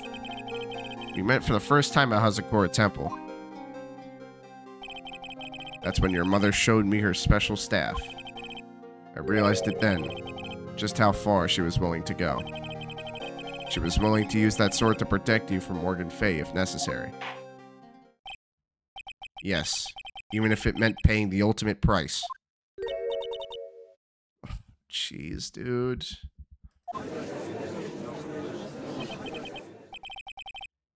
That night, the night of the crime, there was just one way to stop Morgan's evil plan. You mean pearls, don't you? You had to make sure she didn't channel Dahlia Hawthorne. Well, Pearl, what are you going to do tonight? Well, if you'd like, you could come to my room. Perhaps we can read some books together. Fuck, dude. So, this all makes sense now. This all makes sense now. We thought we could prevent her from playing her part in Morgan's plan. But she never showed up. She was worried and followed me to the inner temple. That was the thing we were most afraid of. And that's why. Misty Fay had to do the channeling herself. She channeled Dahlia Hawthorne into her own body. What? What do you mean? If she channeled the spirit first, then Pearls wouldn't be able to do it herself. As Master of Karain, Misty Fay's power was supreme. So that's how it went down. She channeled Dahlia Hawthorne so that Pearl Fay wouldn't be able to. Ouch. Oh my gosh, dude. Poor Godot, man. Fuck. Godot's like not even like a bad person.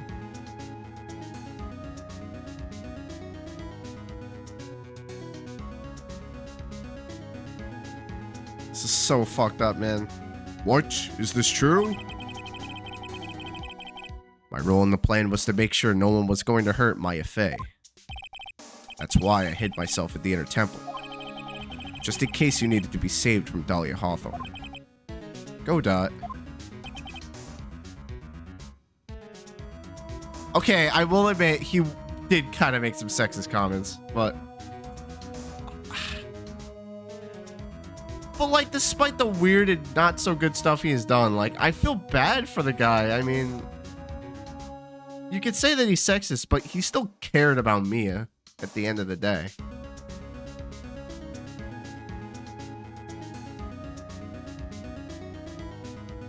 Anyway, that's all I'm gonna admit to.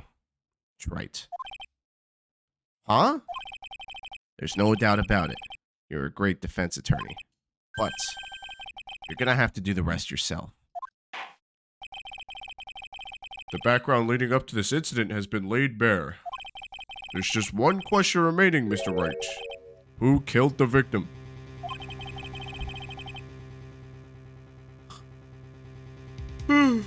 There are only two possible suspects right now. Maya Fey. And I'm sad to say, you, Mr. Godot.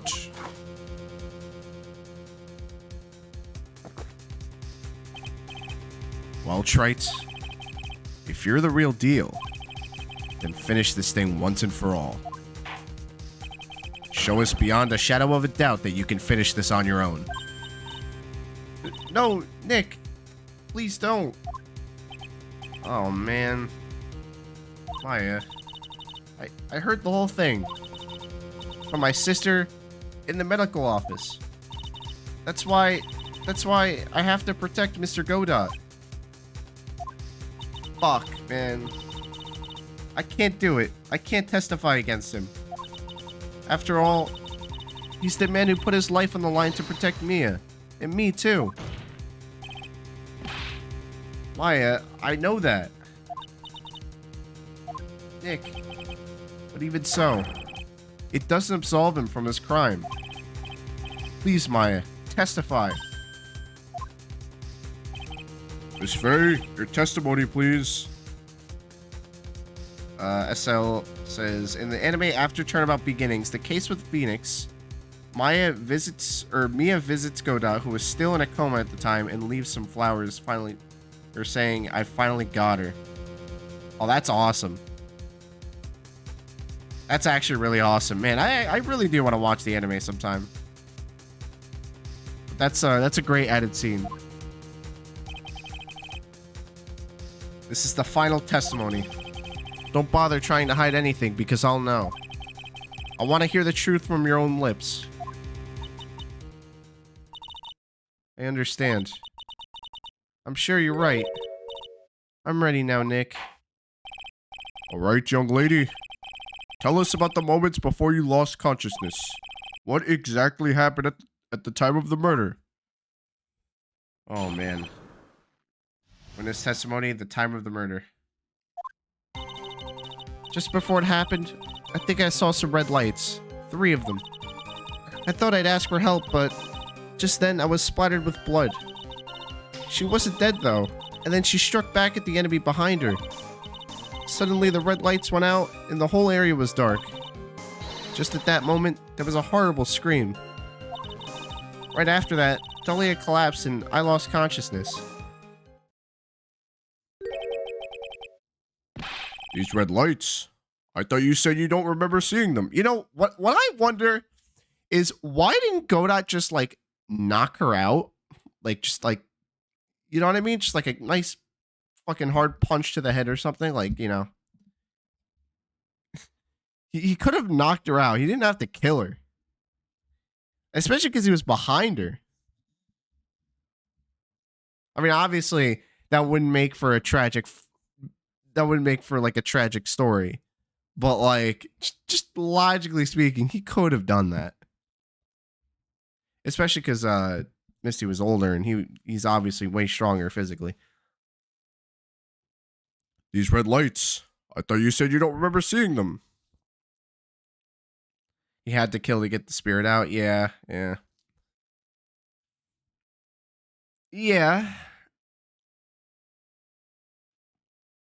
But I don't know. I feel like he probably could have done something else.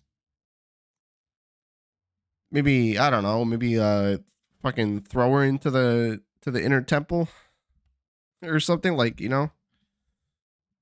Which, by the way, we still never fully went inside of there. I just realized we never fully looked at everything that was inside.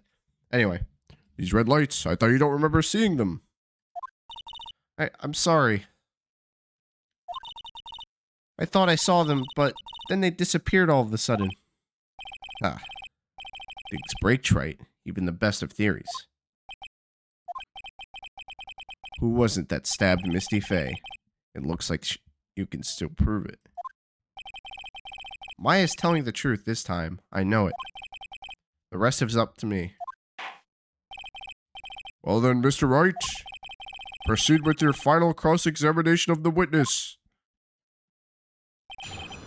Cross-examination, the time of the murder.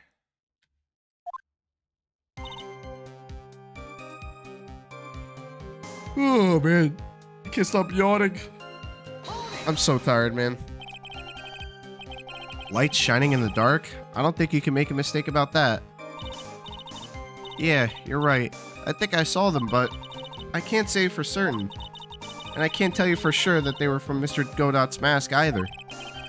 I don't get the feeling she's covering from him anymore, but just after that, you turned toward the lights and called for help. Isn't that because you thought the lights were coming from Mr. Godot's mask? Yeah, I guess so. Maybe that's what I was thinking at the time. But I can't remember, after all. There was a person I couldn't identify in front of me. Maya's life was in terrible danger at the time. There was no way she can remember the details of the scene perfectly. Alright then, let's go on with the testimony. What did you do when you saw the red lights? You hate the stamp paint. It doesn't dry fast on paper, but it dries instantly. Yeah, I know, dude. I feel that.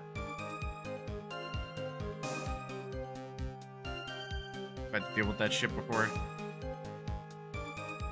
That blood. Was it Dahlia Hawthorne's blood? I think so. Probably. Just at that moment. I heard a soft scream that seemed to be close by. It was a woman's voice. So that was when the killer stabbed the victim from behind with a murder weapon? Is that right? Without a doubt, Maya was in the middle of a really dangerous situation. Anyway, the victim was stabbed by the murder weapon. What happened after that?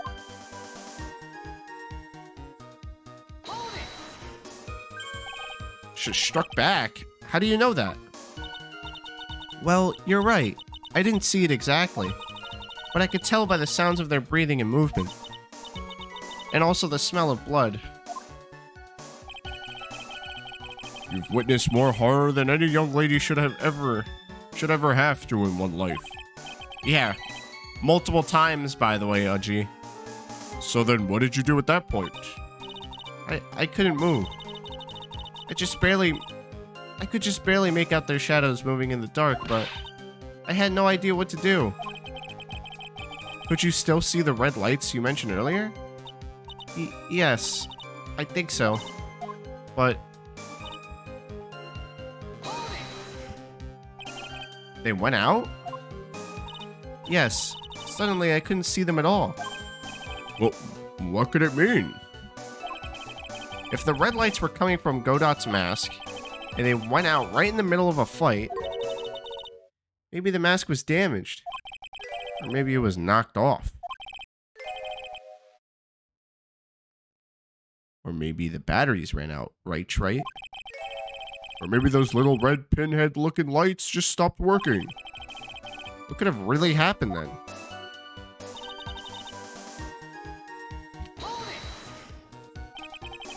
What do you mean by just at that moment? Do you mean the moment when the red lights went out? Yes, that's right. The screams that you heard then. Was it Dahlia Hawthorne? No, it was Godot. I don't think so. I'm pretty sure it was a man's voice. Oh, what? What? Yeah, it was Godot.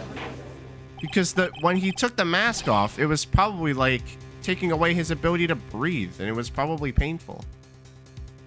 So then that scream came from the killer? That's gotta be it.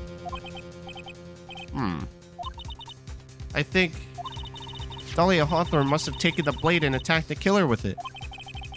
And then the killer let out a scream of pain, huh? After that, the killer stole the blade back and delivered the final blow, I guess. Well, Mr. Wright, it seems to make sense to me. Sounds like a reasonable deduction, but I still kind of wonder. I'm sorry to say this, but that interpretation would create an enormous contradiction. That makes sense. After all, my deductions are almost certainly never correct. Remember the testimony she just gave before the killer let out a scream? Maya said she had already been splattered by the victim's blood. In other words, the blade and the staff had already been plunged into the victim. Is that right? She couldn't have struck back with a sword that was already stuck in her own body. The weapon that caused the killer to let out a scream must have been something other than the staff.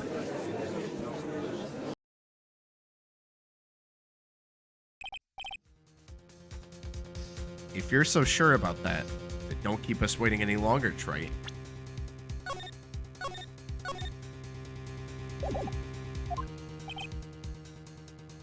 There's only one thing I can think of that could have been used as the weapon here. If Dahlia Hawthorne had already been stabbed in the back by the staff, what could she have used to strike back? Well, this.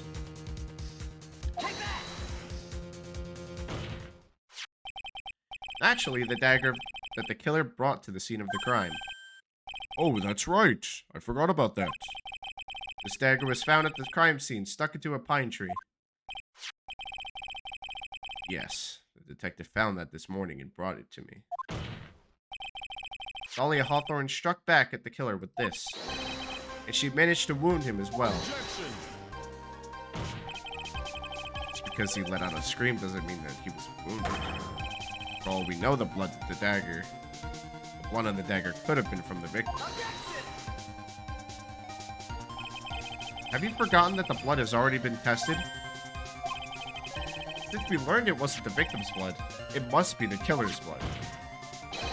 The killer must have a wound somewhere on his body. So you're saying the blood of this dagger belongs to the killer? Exactly. A DNA analysis of the blood would prove it beyond a shadow of a doubt. And yes, Mr. Godot, it would prove that it's your blood. Nice theory, Trite. Order of the court. Is this the end? Have I done it? Even he won't be able to change the results of a scientific test.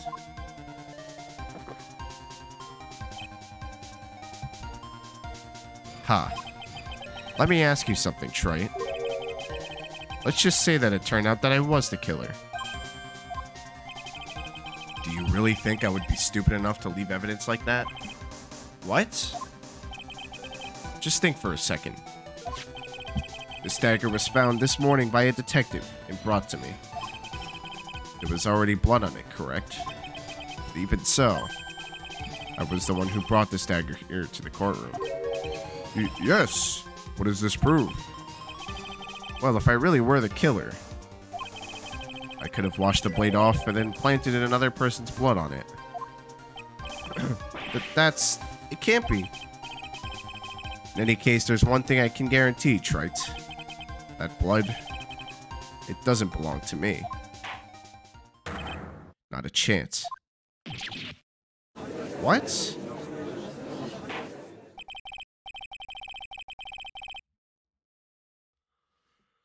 What?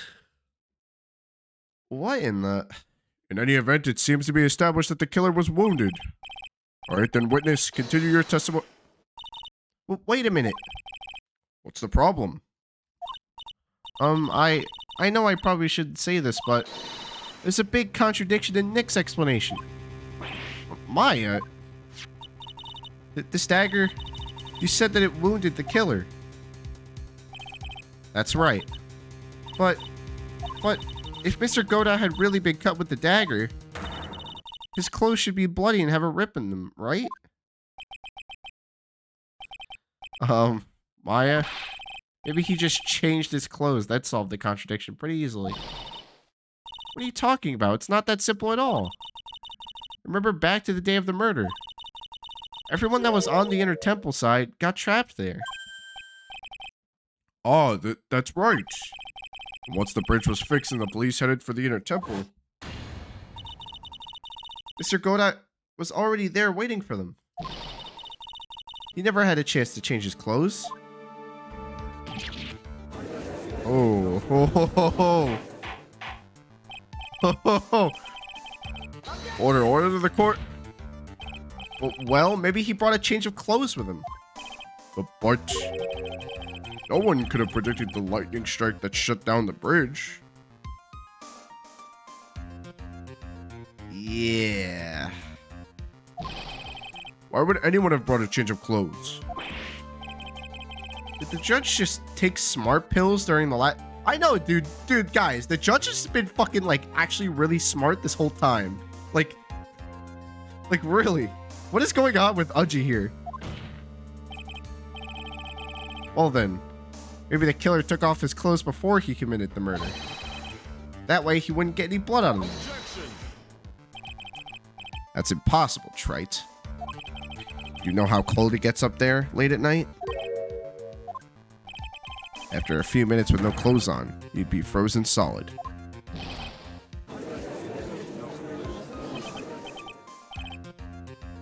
Uji is never this coherent. He is normally in a half senile, half old age daydream. Yeah, really. But somehow he's like pretty fucking smart here. Huh. So that's all you've got? I knew you weren't tough enough to finish this. Ugh. Right now, if Mia Fey were here, he would have closed the book in this case already. If Mia Fey were here. Oh boy. So come on, Trite. Can you do it or not? Maya, can you channel Mia? How about it, Mr. Wright?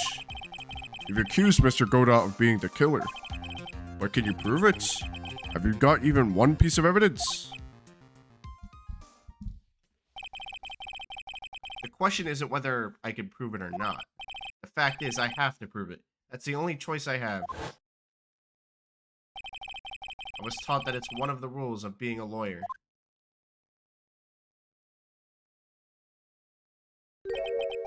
I can prove it. Going to bring your magnificent vengeance to fruition just as you want it. Ah, that's good. A fighter until the bitter end, Wright. Damn, they're remixing the track from the first game?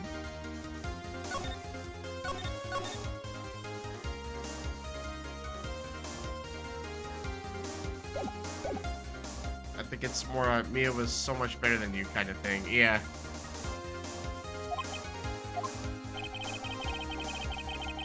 Since there's just one piece of evidence that can prove your point, why don't we go for the unlimited penalty? Are you trying to pressure me, Mr. Godot? Because it doesn't matter to me. I've got the one piece of evidence I need.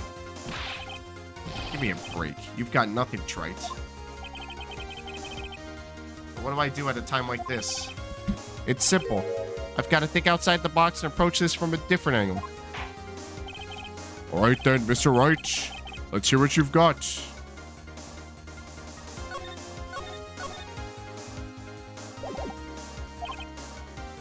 There's one thing I've demonstrated in the previous cross-examination. The killer was wounded. That was proven by the blood on the dagger. But we've decided it was impossible for him to have hidden such a wound. If he had been cut by the dagger, there should have been a bloodstain on his clothing. There's one place the killer could have hidden his wound. Oh, what did you say? Hidden? This is it. My last stand. I need to think about this from a different angle. Oh boy. I don't need to think about why there were no bloodstains on his clothing. I need to show how he hit the wound. It's the end of the line. The final stop, Trite. Let's hear what you've got. Where's this location where you say the killer hit his wound?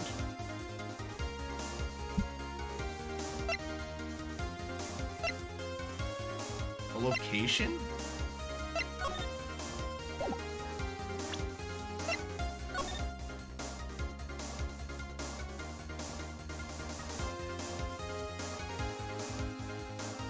I'm gonna go with this.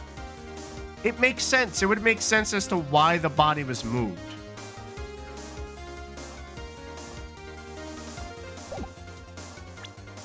Kind of.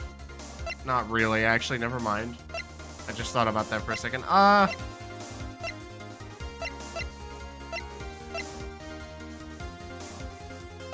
mean, it would make sense. Unless they tested all of the blood. Well, put a body on top of it and throw, you know what I mean? Throw a body on top of it and add different blood on top, and then they test it and they're like, oh shit. If they tested one small...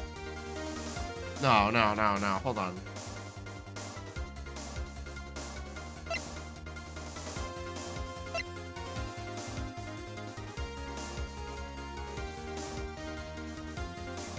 Has blood on it, came from the victim's staff. Okay.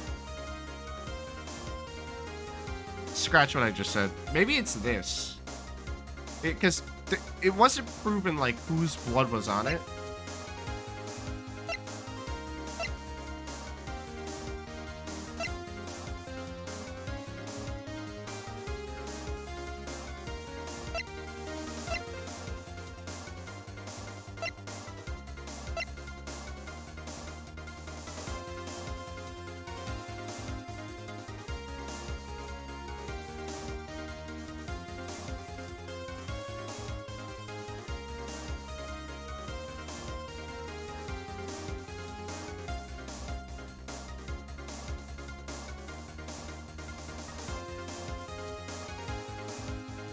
How could he hide a cut on his body?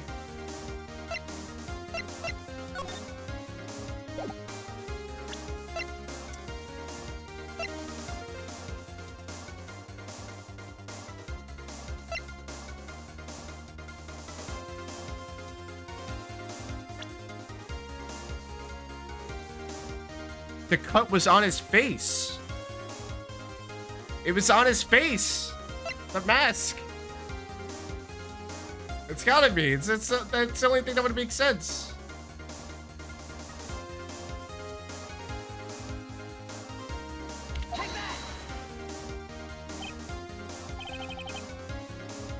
I don't know what you're talking about. Frankly, I don't need to know. What I do know is that you'll never be half the lawyer she was. I got it. I got it, baby. Isn't that right, Wright? What was that just now? It can't be. You're living on through him? Even as we speak, you're still hiding the wound.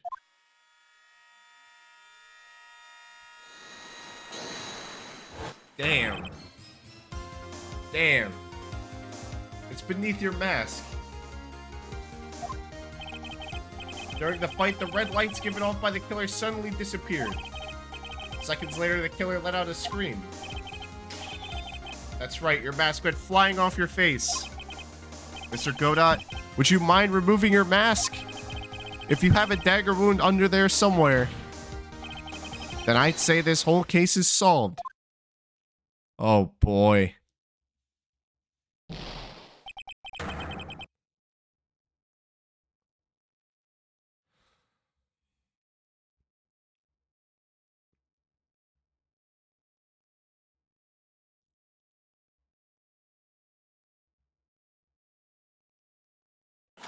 In the game files, there's an unused voice line of Phoenix and Mia's objection synced up that would have played there. Damn. That would have been cool to hear. Just now. I saw her spirit in you. I never liked you. 6 years ago. You helped the woman who put me to sleep by hiding her bottle of poison. And then, while I was sleeping, you let Mia die.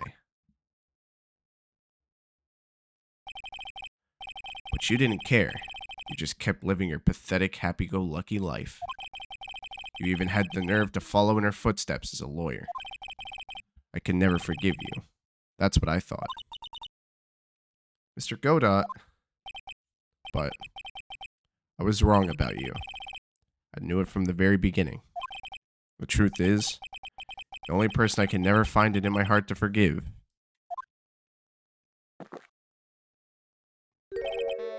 was me. You? Yourself? Oh my gosh, dude. Don't do this to me, man. This is hitting. It's not your fault, bro. Don't say that.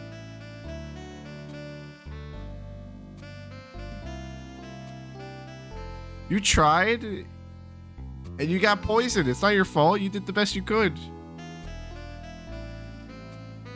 I was the one that failed to protect Mia. Me and no one else. I tried to avert my eyes from the truth, to escape from the harshness of reality. I just couldn't face Mia's death head on, so I ran. I hid behind a mask. I threw away my true name. I couldn't even deal with being a defense attorney anymore, so I quit. But you saved Maya. Yeah, that was my plan. Up until just now, anyway. What do you mean? Are you listening, Maya? If I'd really wanted to save you, then there's one person that I should have gone and talked to right away. Who would that be? Are you talking about Nick? But I didn't do it. I tried to get the help of Iris and your mother, but I closed my eyes to the most important man involved. You know why? The real reason? Jealousy?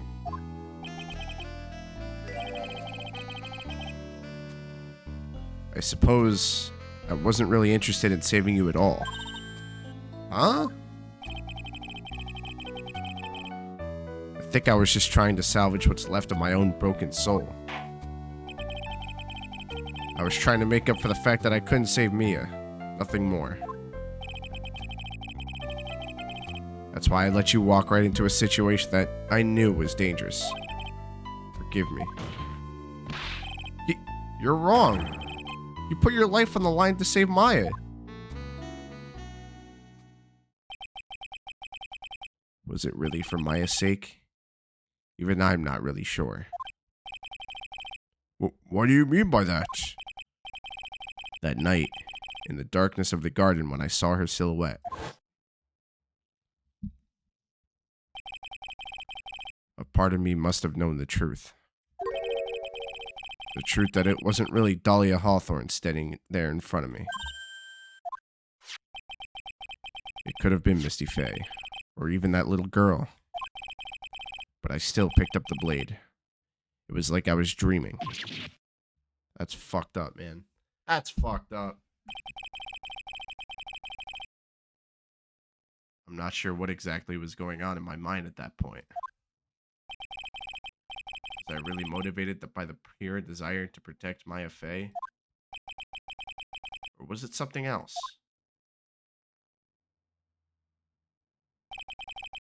Was it my hatred for a woman who had stolen everything from me 6 years earlier? Could it have been simply a desire for revenge? Now I don't know anything anymore. Oh, dude. Come on. Man, you made a total 180 from earlier. This whole thing was an act. I did learn something today, however. I finally realized that I was the arrogant one. I was just chasing an illusion, a fantasy. A stupid fantasy of defeating you in the courtroom. You were the one who made me realize my folly. You never ran away from Mia's death. Instead, you picked up where she left off, as a true defender of the people. In that one moment, I understood everything.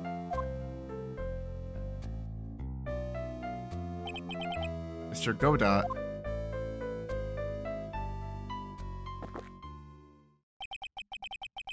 I think you already know this, but if you don't, my name is Diego Armando.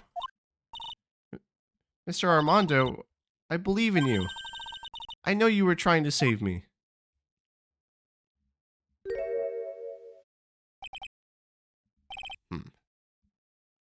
Whoa, whoa, whoa, whoa, whoa, whoa, whoa, whoa, whoa, whoa. Whoa, whoa, whoa. What? No, no, no, no, no. Hold on. Your wound. It's bleeding. Huh. Did you forget already? In my world, the color red doesn't exist. These must be... Oh. What?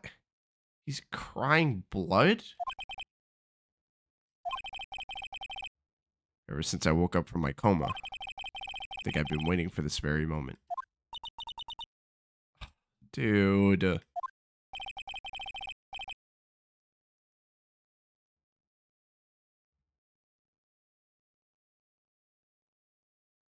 Fuck, man.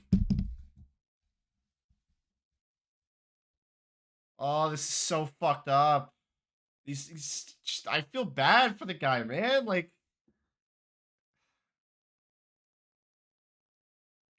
and he's gonna be like imprisoned for life because of this, and he's literally gonna have no reason to live anymore. It's just such a fucked up situation, man. And the fact that Mia is probably watching this like through spirit the whole time. You do well to remember this, Maya. The only time a lawyer can cry is when it's all over.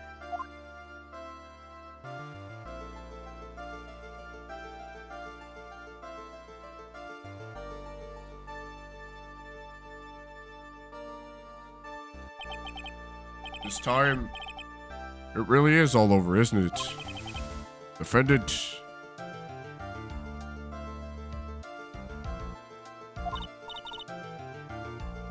Yes, Your Honor.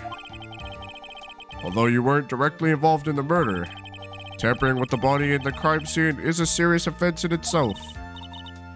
I understand, Your Honor. Mr. Armando explained that to me very carefully. I knew the risk and I willingly cooperated anyway.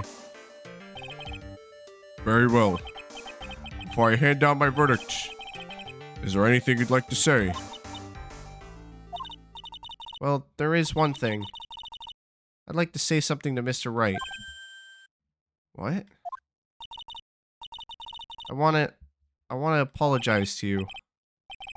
Apologize to me? For what? For the case 5 years ago, of course.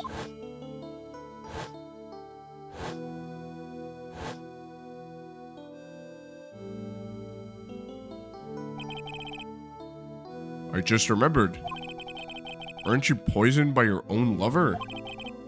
Not exactly, but yeah, something like that. Even now, 5 years later, I can hardly believe it. She was gonna do it. She was planning to kill me.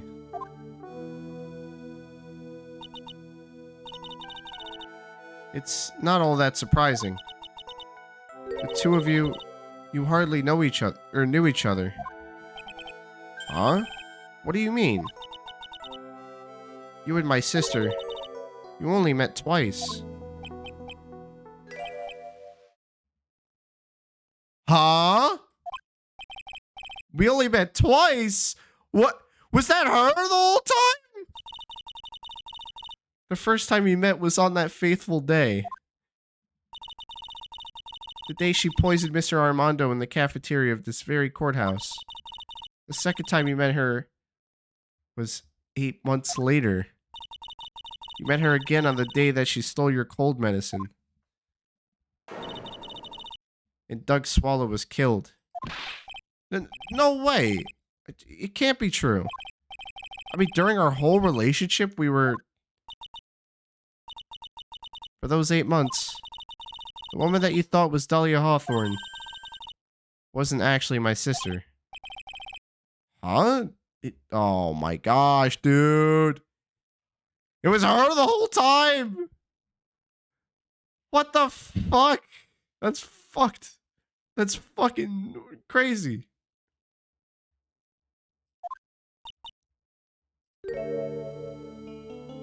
Oh my god, bro. What the fuck, man? It was Iris that dated Phoenix the whole time.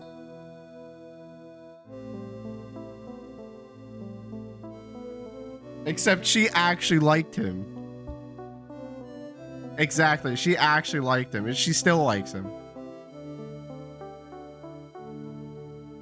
I hope one day you can forgive me, Feeny. You mean... That's right. I lied to you for 8 months.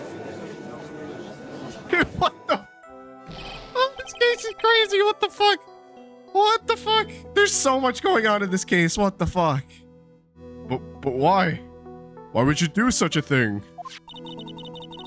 Ever since she gave you the bottle that day, my sister was trying to get it back as soon as she possibly could. Because of the police investigation and their surveillance, she couldn't move about freely. So that's why you... My sister, from the beginning, she was prepared for the worst. Prepared for the worst? She thought that you might somehow discover the truth. That's why she was always ready to deal with you at a moment's notice. You mean she was ready to kill me? Oh, you mean she was ready to kill me, don't you? She already had so much to answer for, I didn't want any more sins on her soul. I begged her not to do it, and she agreed to give me a chance. And that's why you came to me. You came to get the bottle pendant back for me in her place. But I couldn't get you to give it back. I failed at something even as simple as that. Bro, that's fucking wild, bro. So there was truth to this whole thing. She liked him, and she still likes him this whole time. This whole fucking time. But at the same time, so... what the fuck, man? I didn't think there was, like, a good part to this. I honestly thought it was, like, Dahlia the whole time. Wow, this is actually, like, hurting my brain. What the fuck? How did she turn her hair red? She went out of her way to turn her hair red every single time they saw each other? Or did she just, like, dye it? It's just, like, the effort that she went to go with her sister's plan and then try to stop her from killing Phoenix because she liked Phoenix. I failed at something even as simple as that. 8 months passed and I couldn't get it back from you. Finally, my sister couldn't wait any longer. She didn't consult me about her plans for you that day. It was the first time that had ever happened.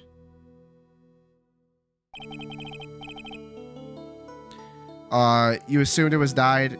Yeah, no, there are color sprays that come off from water, like party stuff, but that's still crazy to think about it. Like, that is just insane to think about. That was a bit strange, wasn't it? Up until that day, you two were partners in crime, and she would confer with you. I think she must have noticed. Noticed what? My feelings for you. If I had found out she was planning to kill you, I would have done whatever was necessary to stop her. Even if it meant her life. Or mine. Iris. After spending those 8 months by your side, my feelings toward you, they changed.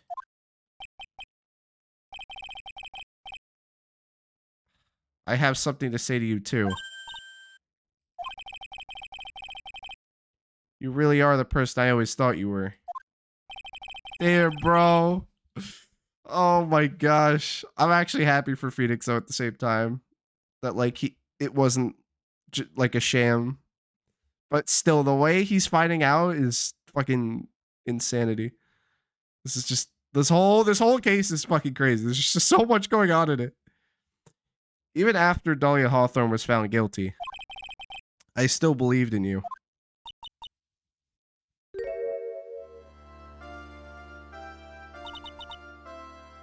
Thank you. Damn, bro.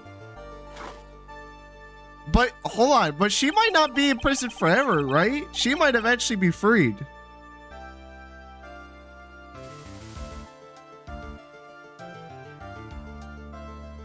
Like, how long do you think she'd be there for? What, like 10 years?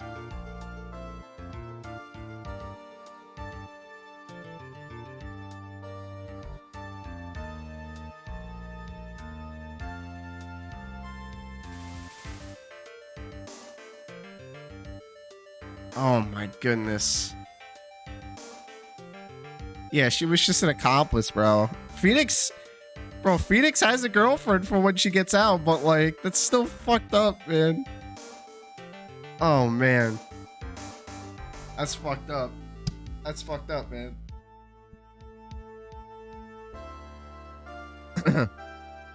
How many cups of darkness have I drank over the years?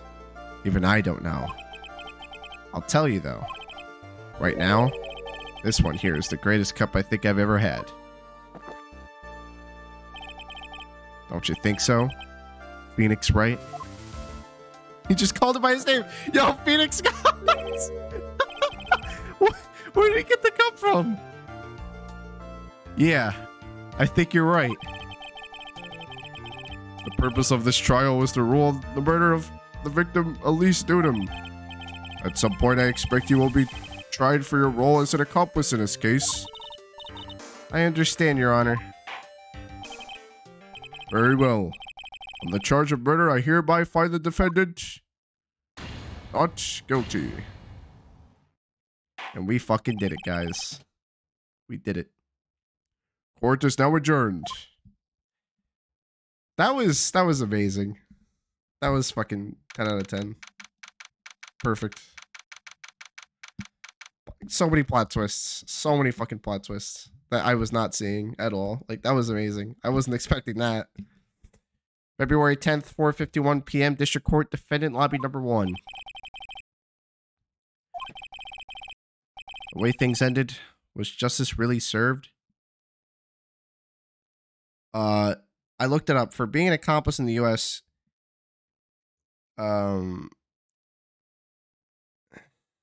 it's like for first and second degree murder, but only 15 for third degree.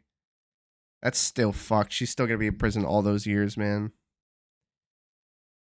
The way everything ended, was justice really served? The man who risked his life to save Maya is being sent to prison by my own hand. Of course justice was served. Mia. I'm proud of you, Phoenix. Your defense was truly brilliant. But I couldn't save Mr. Armando. The man who cared so deeply for you. You're wrong, Phoenix. You did save Diego. You saved him in the only way possible. You mean, with that verdict? Ugh. Fuck, man. There's so many things, there's so many dynamics and stuff going on in this case. It's fucking crazy. I think one day you'll understand too. Phoenix, I want you to remember one thing. You were as good out there today as any defense attorney could ever hope to be. There's nothing more that you can learn from me. But Mia, you've accomplished something I wasn't able to. I owe you a great deal. Thank you. I'm sure we'll meet again someday, Phoenix. I've handled lots of cases and seen a lot of things. And along this journey, I found myself asking just one question. What does it really mean to defend someone? I suppose today's case produced one possible answer. Nick? Maya? I guess it's just like my sis said. Mia? What did she say? That night when I channeled Mia to get her advice on what to do, this is what she wrote back in my notebook. Don't worry. Phoenix will save everyone in the end. But... come on, cut it out with that gloomy face. Can't you see me, sis? And I'm sure Iris too. We owe you for everything you've done for us, Nick. Man, Phoenix has finally surpassed his mentor. What a fucking way to end the trilogy, man.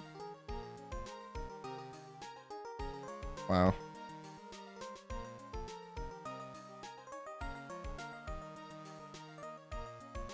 Fuck, man, this is just crazy. This whole case is crazy. So many plot twists. I wanted to see more Goda. I'm not even gonna lie to you. I actually liked Goda. I wanted to see him more. But there's no better way to end the story than that.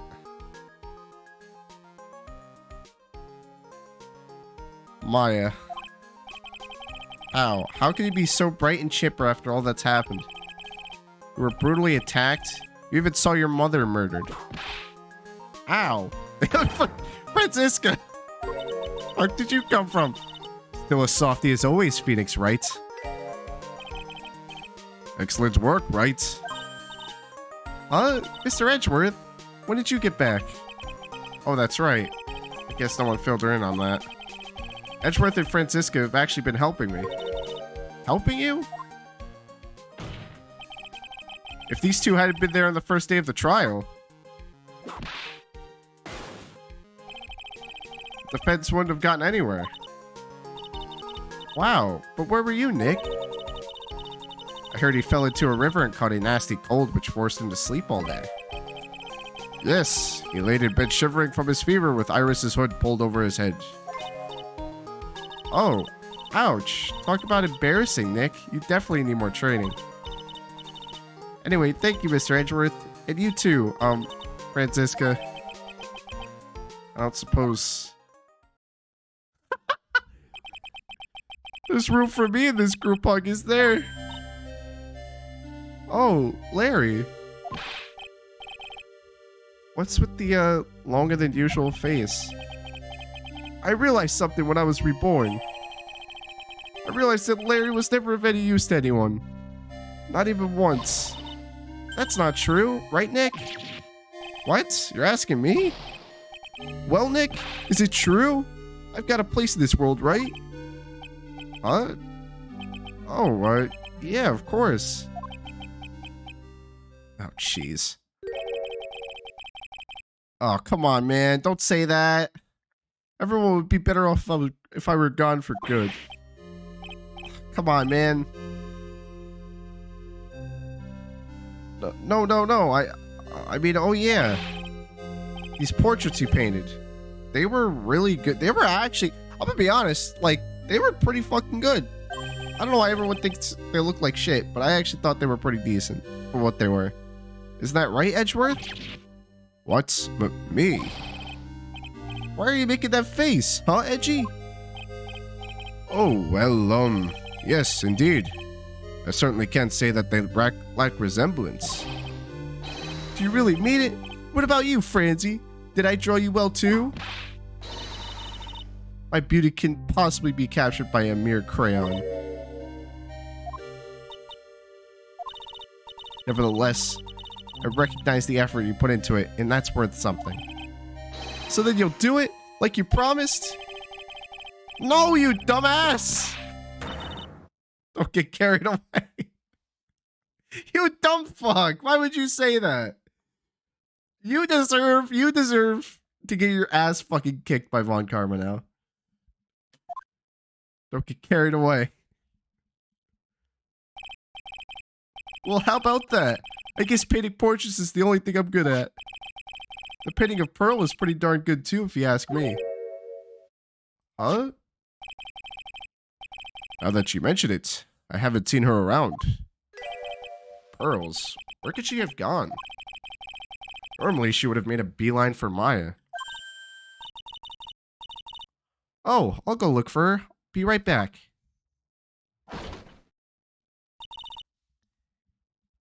One second. How far in are we? Oh my gosh, it's 3 o'clock. Hold on. The stream is longer than I thought. There's no way I would have finished the stream,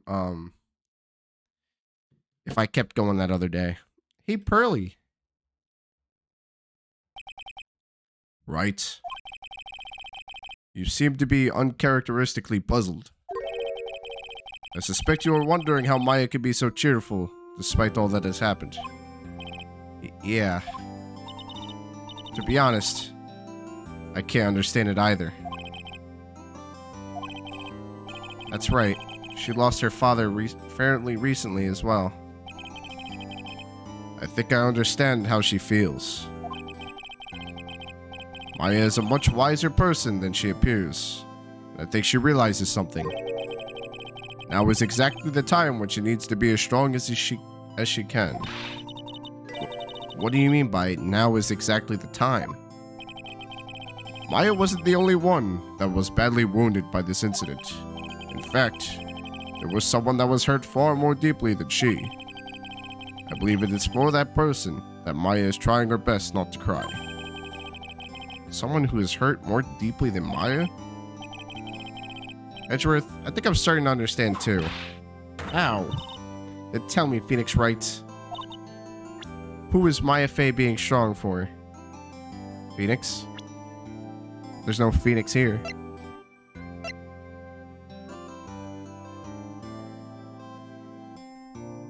Or is it? Well, obviously there's no Phoenix here, so.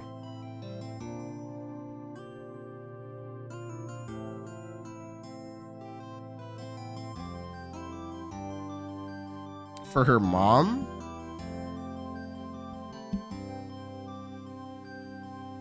Or Pearl?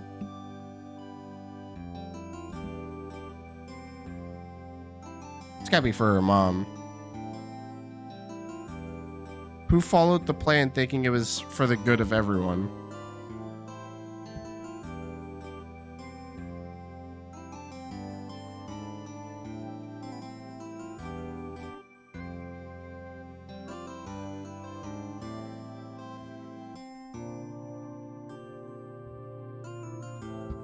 Mom is dead, can't be her.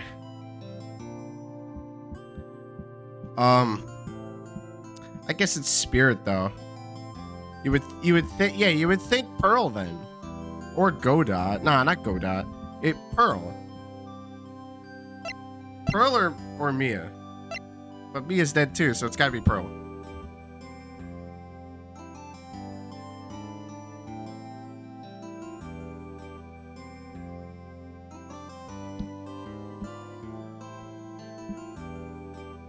If not Phoenix, you know what I mean?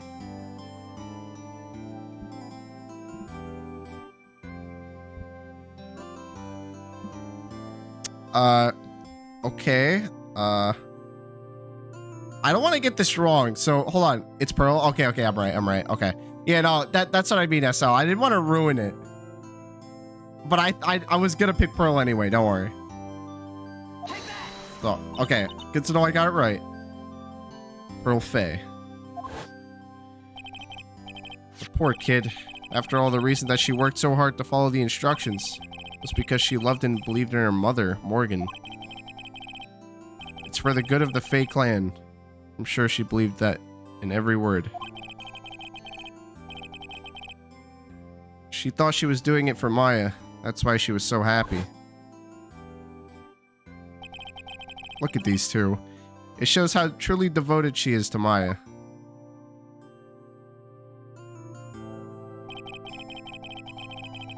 But it's a cruel irony that it was her exuberance that led to this tragedy.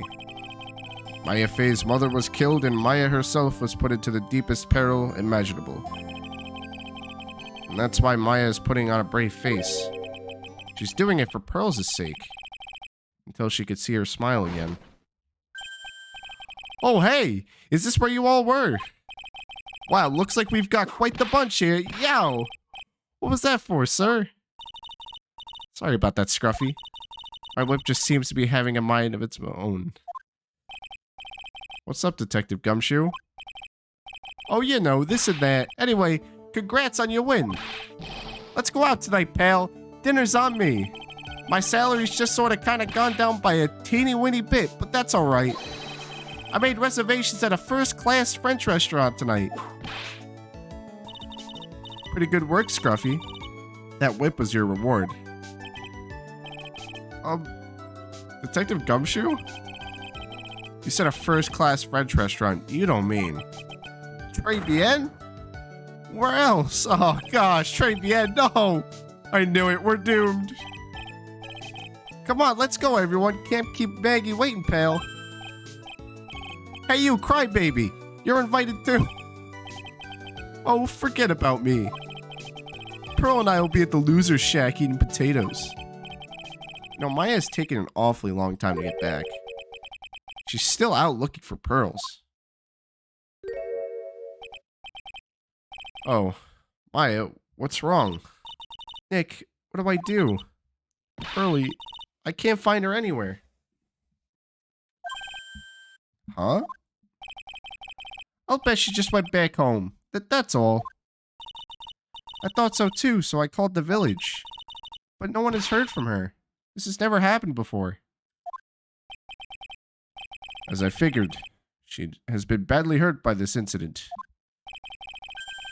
She feels responsible for the tragedy that has befallen you, Maya. But none of this was her fault. What should I do? Detective Gumshoe? Yeah, what is it, pal? Could you guys go on ahead? But what about you? Maya and I we'll join you guys once we find pearls. Nick? Don't worry about us, Detective Gumshoe. We may be a little late, but we'll definitely be there. We have a lot of celebrating to do tonight, and I wouldn't miss it for the world. Yeah, but you're the... Very well, Phoenix Wright. We'll go on ahead.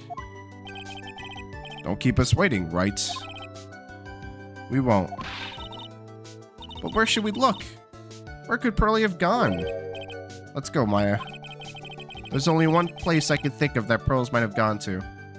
The law office? Oh, back here?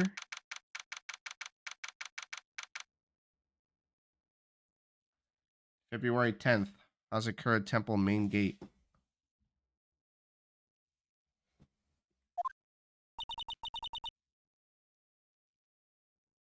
Hazakura Temple?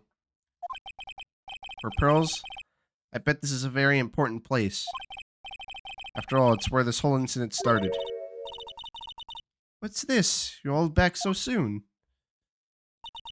Sister Bikini? I thought we'd be eating mashed potatoes alone tonight. So she's here. Pearly is here? She's in the training hall. Why don't you hurry along and go see her? Okay.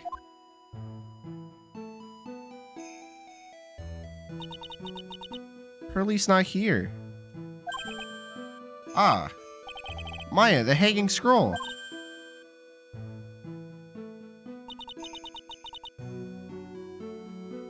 Someone cleaned it off.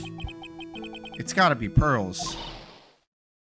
Ah, Mystic Maya. Pearly, oh, there she is. Why? Why did you just leave like that? Mystic Maya. Oh, jeez. She did a good thing going back and cleaning it. I guess she felt guilty. I swore that I would never trouble the two of you ever again. Because it's all my fault that Mystic Maya's mother... That's why you came here? It's the least I could do. To pray for your happiness. You don't have to do that, Pearly. It wasn't your fault. You didn't do anything wrong. Of course I'm sad that my mother is gone. But how do I say this? Fuck. My throat is so bad right now. Ugh. I'm still happy. You don't have to lie just to make me feel better. No, really. It's true. The one reason I'm still here at all is thanks to everyone who was there for me. My sis, my mother, Mr. Armando, Nick, and you. Even if one of you weren't there, I'm sure I wouldn't be alive right now. That's why I have to be strong. All of the people that were there for me when I needed them. That's all I can really do. I'm impressed. You truly are the daughter of the Mystic Misty. Sister Bikini. Your mother, Mystic Misty, was a strong woman indeed. I want to tell you what she said to me that night. After dishonoring the good name of Karain, I have no right to face my daughter. But still, Maya is always in my thoughts. It's true. She'll always be with me until the day I die. Your spirit was with her. That's why your mother was so strong. Even at the end, I'm sure she had no regrets. She'll always be with me until the day I die, huh? There's a rule or something all masters are to follow, isn't there? To never take the charm off until the day you die. That's the master's talisman. The thing that Misty kept by her heart and would never take off. It wasn't the container that was important, rather, it was the contents. That's... a photo? Is it a photo of the family? Oh, let's see the picture. Come on. It's only natural for living creatures to fight to protect their own lives. But what makes us human is that we fight for others. But who do you fight for? How hard must you fight? That's the true measure of what human life is worth. We defense attorneys are warriors who are constantly challenged by that question. Oh my gosh, yo, look at Maya and Mia. Man, look at how different Mia looks. Even when the battle is over and the bonds that connect us are severed, we always return, time and time again. Mia, Maya, Pearls, Mr. Armando, and Maya's mother too. If I learned that, or I learned that from all of them.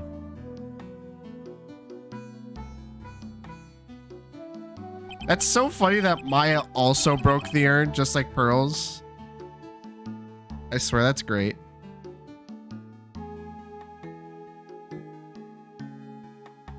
Well, shall we get going?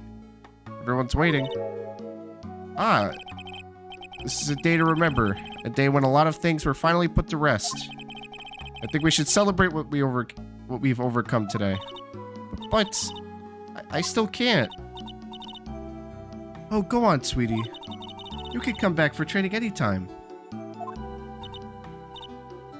Okay. Alright. I'm gonna make a brand new start too. Sister Bikini, I'll be back for more training. I promise. I know, and I won't go easy on you just because you're the future master. I'll make sure to prepare reservations for 3 when you come back. Oh, for Phoenix too? Alright, we're gonna have a great feast today, Pearly. You know why? Because training is a battle of endurance. Okay, Mystic Maya, I'll eat lots and lots of food tonight. Happy ending. You know, there's one thing I don't get. I didn't read that whole thing. What is it, Nick? Reservations for training is fine and all. But why for 3?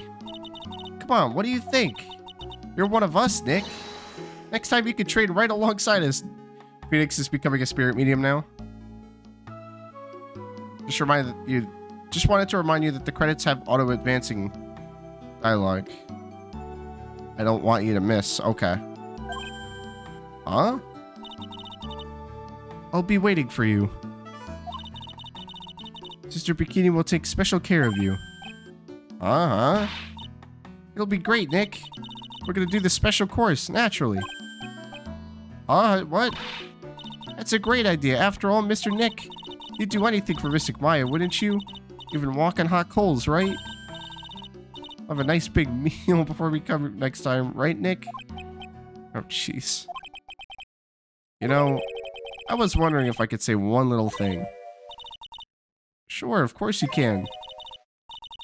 I love this part. I can't wait to hear it.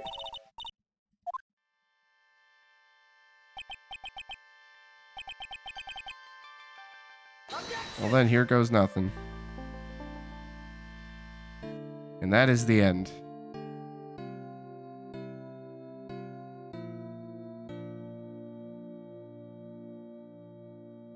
I really have to work extra hard now. Master of Korean and the office manager of Wright & Co. law offices. And I have to be a good big sister to Pearly and Nick too. As long as I'm not locked up or captured or something like that. Yep. My gosh, because she has been accused of murder, fucking captured, nearly killed multiple times. So it's true. Mr. Nick really is Mystic Maya's knight in shining armor. He went through with the special course all the way to the end. Actually, I heard there's a legendary extra special ultra course too. I think I'll surprise the 2 of them by making them a secret reservation. Of course.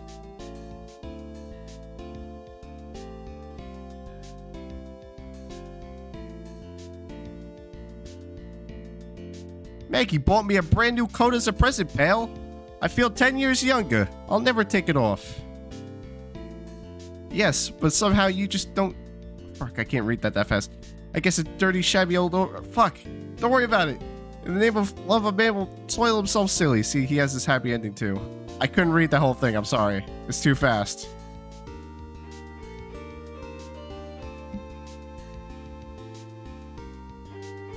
Mr. Wright, I'm once again in your debt. Thanks to you, the Treasures of Korean exhibit was a great success. I even got to see Miss Von Karma, who I hadn't seen for almost a year. She taught me how to use a whip and said I must show you what I've learned. That's funny. And Andrews is free. Adrian Andrews is free and living her happy life. And this guy, this weirdo. Tessie and I we're dedicated to stopping all the evil plans of criminals in the city. Our motto it is, cut it out, please. We also sell plans to hold on. Sometimes I think that maybe we're in the worst criminals. Yeah. Wait, he's selling plans to criminals? What?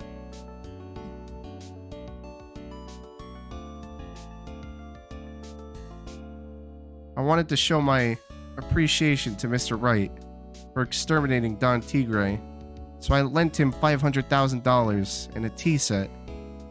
A special thick tea, one I mixed with my own 2 hands. I bet he's drinking it now. Went through compromise. Yes, that still sounds... Of course she's being fucking sketchy. I swear, even to the end, she was always so sketchy, but like, you couldn't help but feel bad for her. I'm just old and in the way. A wrinkly, grumpy, clown-nosed waste of flesh. At least that's what I thought. But my grandkids had a birthday party for me the other day. Talk about embarrassing, 69 years old, and I cried like a baby with a dirty diaper. Come on, 69, that's not that old.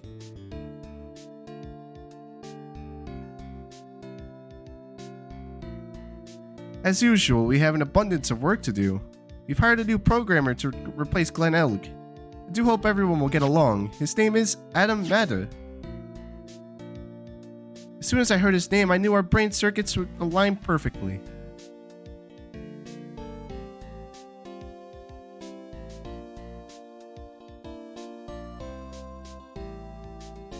My, more reporters. Since the murder, we've made so much money, I hardly know what to do.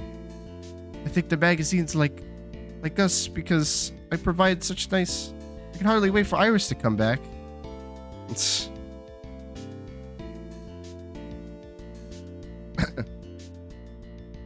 Yeah, Iris will be out one day.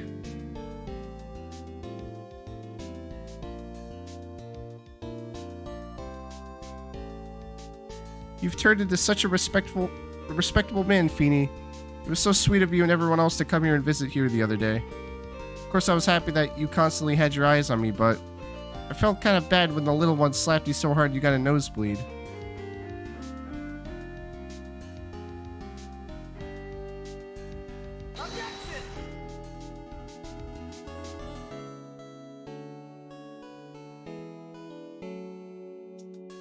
Objection!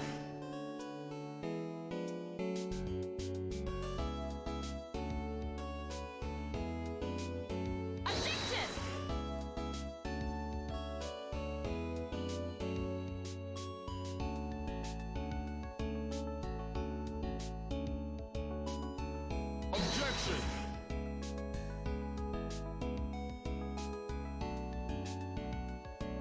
Damn.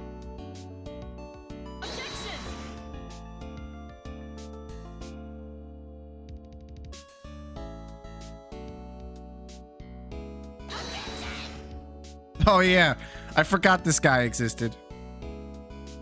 Who is this guy again?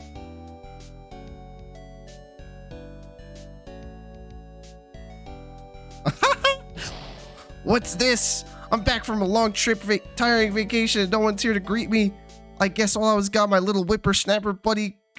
What kind of lonely, crazy security room is this supposed to be anyway? What's with all the flashing lights and switches? I feel like some sort of space alien. Now what am I gonna do with all these macadamia if I bring them over the edgy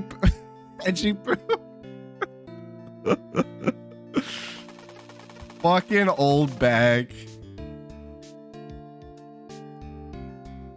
Oh my gosh, that's funny. Why is Old Bag like actually one of the funniest characters? I finally found something I love to do. Francie's whip trip is gonna turn out great. I should have realized this sooner. Self-centered, lazy, antisocial. I'm an artist, a really good portrait artist. I'm not a loser after all.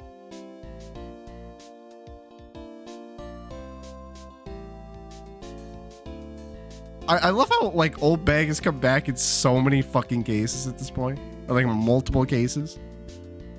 Damn, look at them. That's beautiful.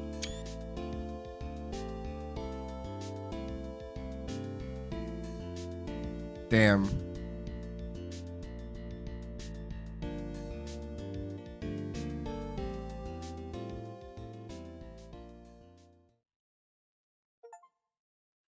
That was amazing. Bravo. Bravo. That was definitely the best case in the series, without a fucking doubt.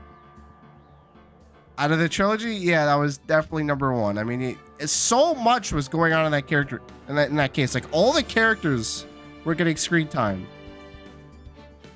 They all had development, and everything just pieced together. But like, it wasn't like forced or shoehorned in either. Like, it actually felt like it belonged.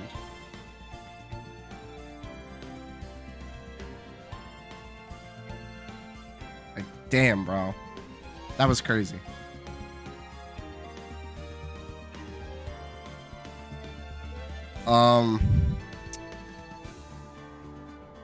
Yeah, no, that was definitely the best case of the series. I mean, wow. That was not what I was expecting. There's a lot to unpack here. I mean, we got Armando, who really wasn't a villain in the end. He wasn't a villain, but he fucked up. Ultimately he stopped Maya from getting killed, but he still committed murder.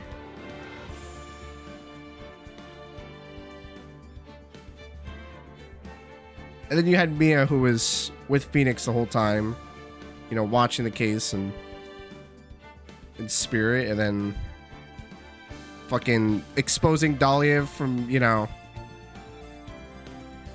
for taking over Mia's body. Well, Mia channeled her, and that was a fucking plot twist. And the fact that Phoenix really did have a girlfriend the whole time, and that he only saw Dahlia twice, that was crazy.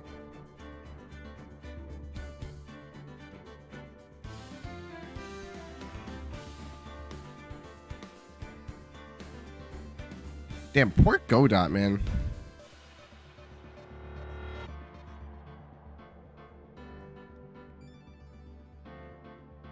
A sad ending, but like, at the end, he was still kind of happy about the way it ended. So, I mean, it was a good ending all around.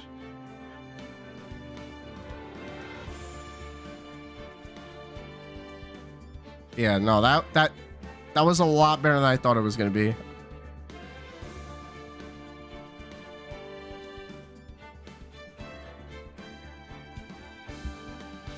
I mean, damn.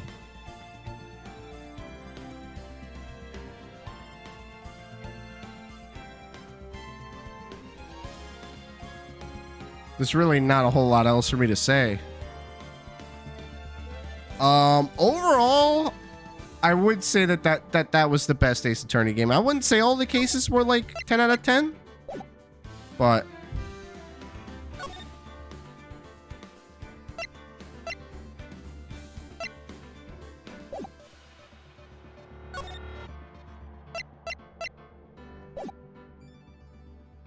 hold on, can I just like pick a case? Or will it start me from the beginning? Oh yeah, I can.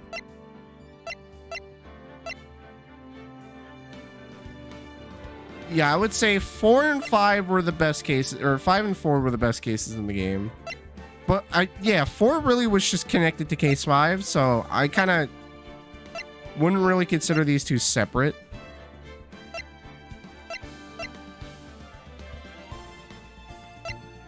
I mean, the fact that this game had a fucking peak case 1, by the way. Like, case 1 was fucking peak. Case 2 was okay. Case 3 was fine. Like, 2 and 3 were perfectly fine. They weren't like the greatest things ever, but they were there. They were cool. Yeah, 5, 4, and 1 were just fucking wild. And they all like pieced together.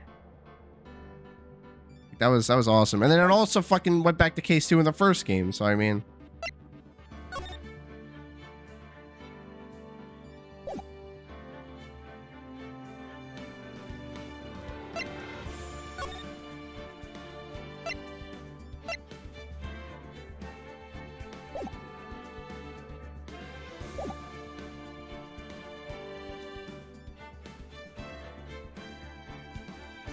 you know, that was definitely awesome. I definitely can't wait for the Apollo trilogy to come out. I'll definitely play that, but I will be taking a break from Ace Attorney for a little while because I have other games that I want to get to. But I will eventually get to the Apollo trilogy. I'm definitely gonna get it. That's for damn sure. I'm excited for that. There's also a lot more Ace Attorney games to get to, by the way. But yeah, no. Now that I finish this, I am going to be playing Frontiers whenever I get the chance. I'm not going to do it today because, to be honest, I really don't want to stream any longer. I'm very tired, and I know I typically stream for like 8 hours or 5. No, maybe not 8 hours, but like 5-6 hours. But yeah, no, I'm good. I am done for the day. Honestly, this went on longer than I thought it was going to. But I'm glad we finished it though. I'm glad we finished it.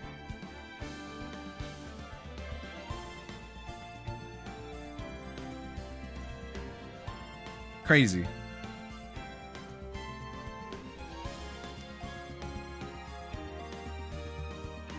I still think my favorite character is probably Maya still.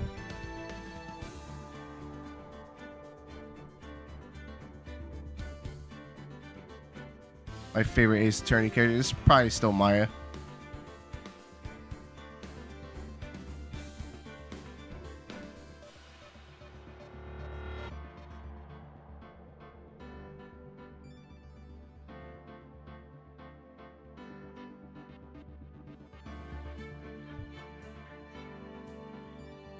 But yeah, that wraps up the Ace Attorney fucking trilogy, guys. The Phoenix Wright trilogy is over. We did it. We beat all 3 games. I mean, the first 2 were done on the DS, but we did it. We finished it, fellas. It's been a hell of an adventure. Before I end off the stream, does anyone want to ask me any questions or talk about anything?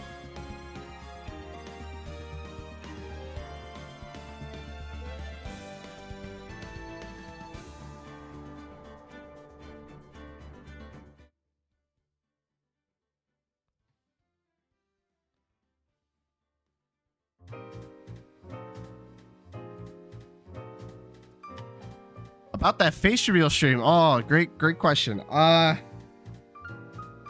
You know, I'm not sure when I'm going to get to that. I mean, let's see. What day is Sunday? Oh, fuck, that's Christmas Eve. You think anyone would show up if I streamed on Christmas Eve? Probably not.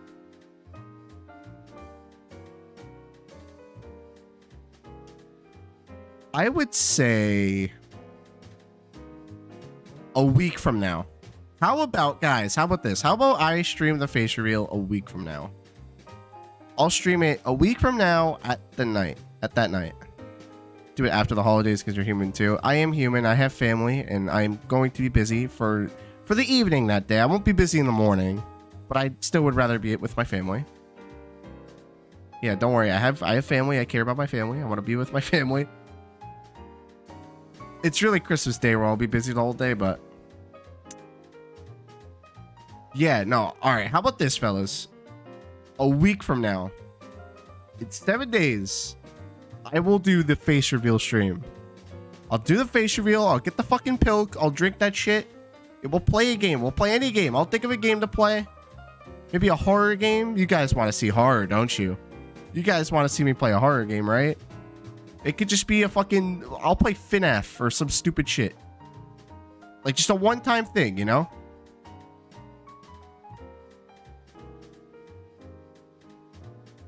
I did say I was gonna play FNAF. Just for one stream. Because I could probably beat the game in one stream. Yeah, I know. Listen, I ask Dan, I am like a FNAF hater, but I've played the first and second game. Yeah, that's my buddy Dan Bojo, dude. I am not a fan of FNAF, but I'll play it. Just because it would probably make for a good stream. You guys would probably watch that. Drinking Pilk and playing FNAF. And you know what? If you guys want, I could start using my face cam for streams, but I don't know, man. I'm not really good with that sort of thing. I hate face reveals, man. But it's alright. I'll do it. I'll do it for you guys.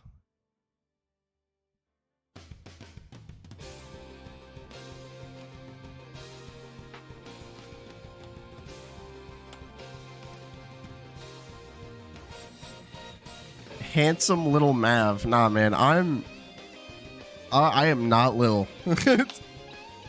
Actually, well, I'm not exactly big either. I'm pretty average. Just an old man who likes to play video games. Little Mav X. Yes, I'm a rapper. I make music, guys. I spit bars. Chris makes all the girls drop dead. That's why he doesn't show us. Guys, stop, bro. I swear to gosh, bro. You guys on about, bro? Dude. Oh, man, you know, I really need to get a haircut. The men too. That's funny.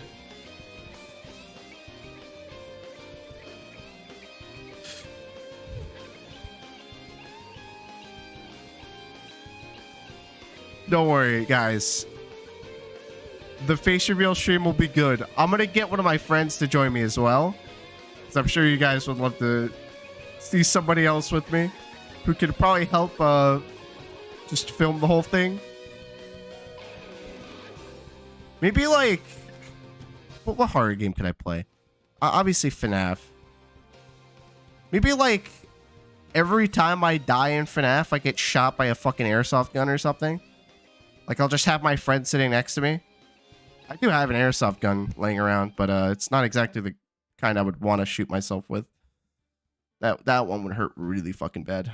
I have a full metal airsoft gun. It's like a very expensive, high-powered one. It's probably not what I would want to shoot myself with. It would definitely hurt like hell. Phasmophobia. I could. Is it really that bad? Is it really that scary, guys? Is Phasmophobia that bad? It doesn't look that bad. I've watched plenty of gameplay of it.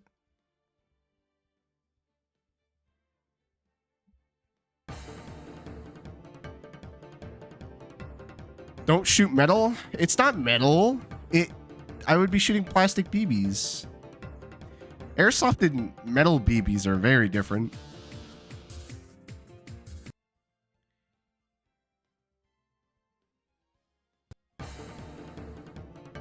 To be fair, that would be kind of funny if I just had my friend fucking holding an airsoft pistol and just like every time I die, oh god, I would hurt like hell. Oh man. Don't hurt yourself, it's not worth it. Okay. Nobody wants to laugh at my pain. It wouldn't be bad. It wouldn't be that bad. It probably would be pretty funny. I'm not even gonna lie.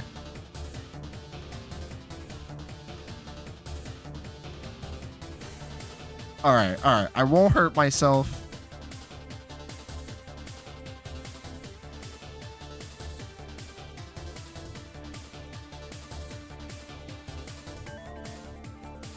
Anyway, yeah, no, you guys are bugging. I'm not some fucking attractive looking dude. I'm like painfully average.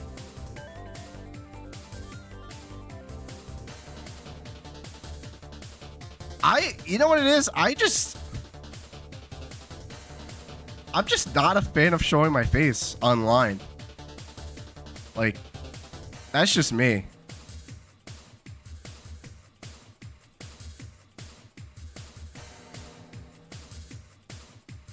Like, Dan, if you were to stream, would you use a face cam or nah?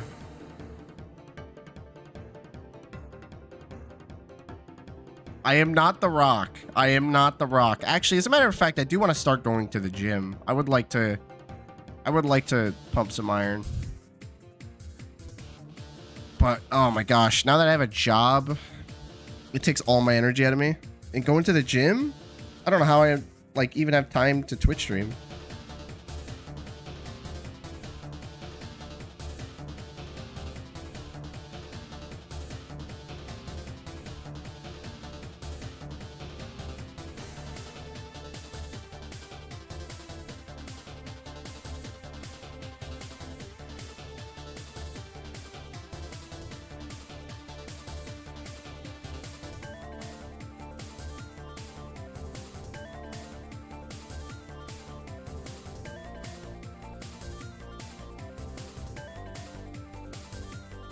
The fuck is it? Why can I not find it? So we're probably gonna be talking for a little while longer. I'll hang out here and talk for a bit longer.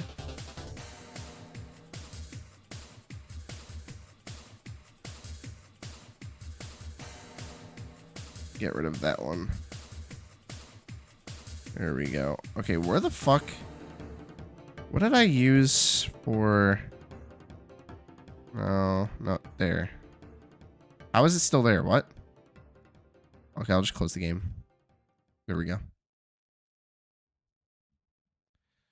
Yeah, no, that was... Man, I don't even know what to say about that. That was crazy. Download the mods you sent me? Mods for what? What do you want about? What? For Gmod? My gosh, dude, you sent me so fucking many. Holy crap. Man, way to blow up my Discord. Holy shit. By the way, guys, if you ever want to co-host, like if you ever want to come on a stream with me, let me know. Feel free. Feel free to join my server and join me on a stream. I mean, you're more than welcome to. Download them now. Man, I'll do it when I feel like it.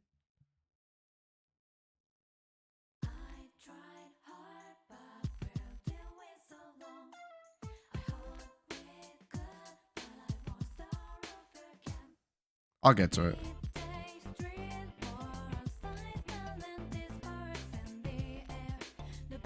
Man. What's it called? Are you guys excited for Sonic Frontiers? It'll take 10 seconds with your fiber cable ass internet. Yeah, no, I do have pretty good internet. I'll forget it. Nah. I'll do it. I'll do it later. I'm not doing it now. Unless you want me to stream something else now. I'm not streaming Gmod. Unless you want to play some Pokemon right now.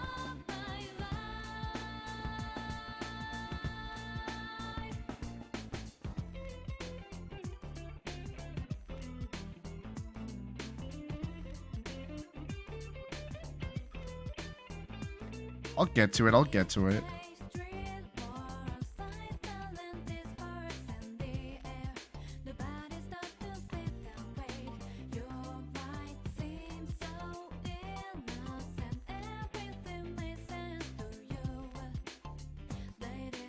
Man.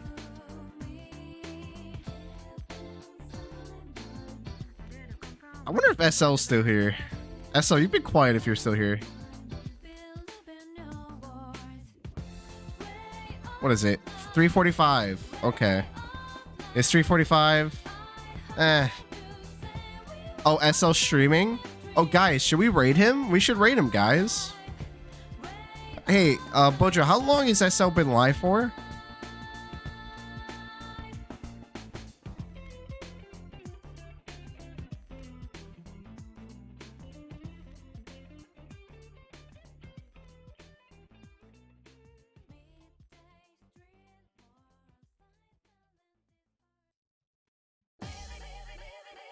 About 19 minutes. Oh, perfect. All right, fellas. We're going to go raid SL. Because what better way to end the stream than to raid? Anyway, guys, I just want to thank you all for being here with me throughout the series. This has been an amazing series.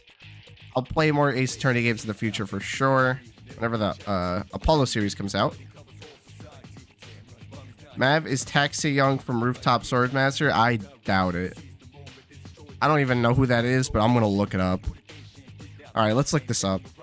You know what? Hold on. I'm looking this up now.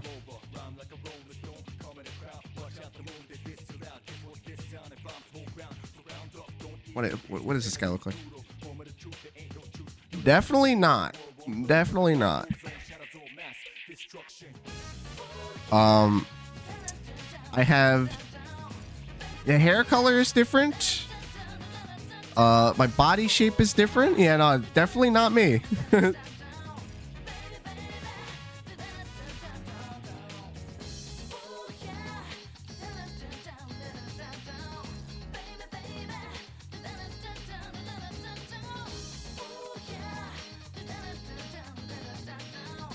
No way, I'm just as jacked. Dude, I fucking wish.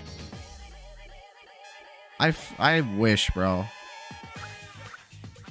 I mean, I'm in a little bit of shape now that I'm working the job I have, but I'm in no way, shape, or form muscular by any sense.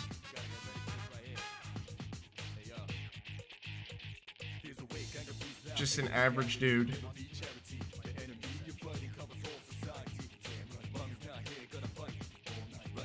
But, what's it called? Let's raid SL, shall we?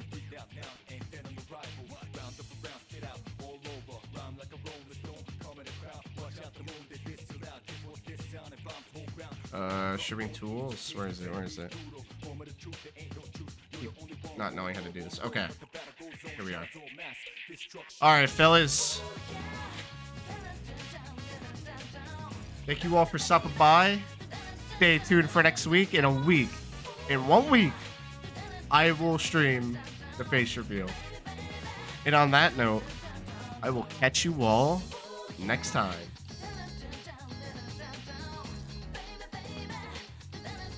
Peace out, fellas. 8, 7, 6, 5, 4, 3, 2, 1.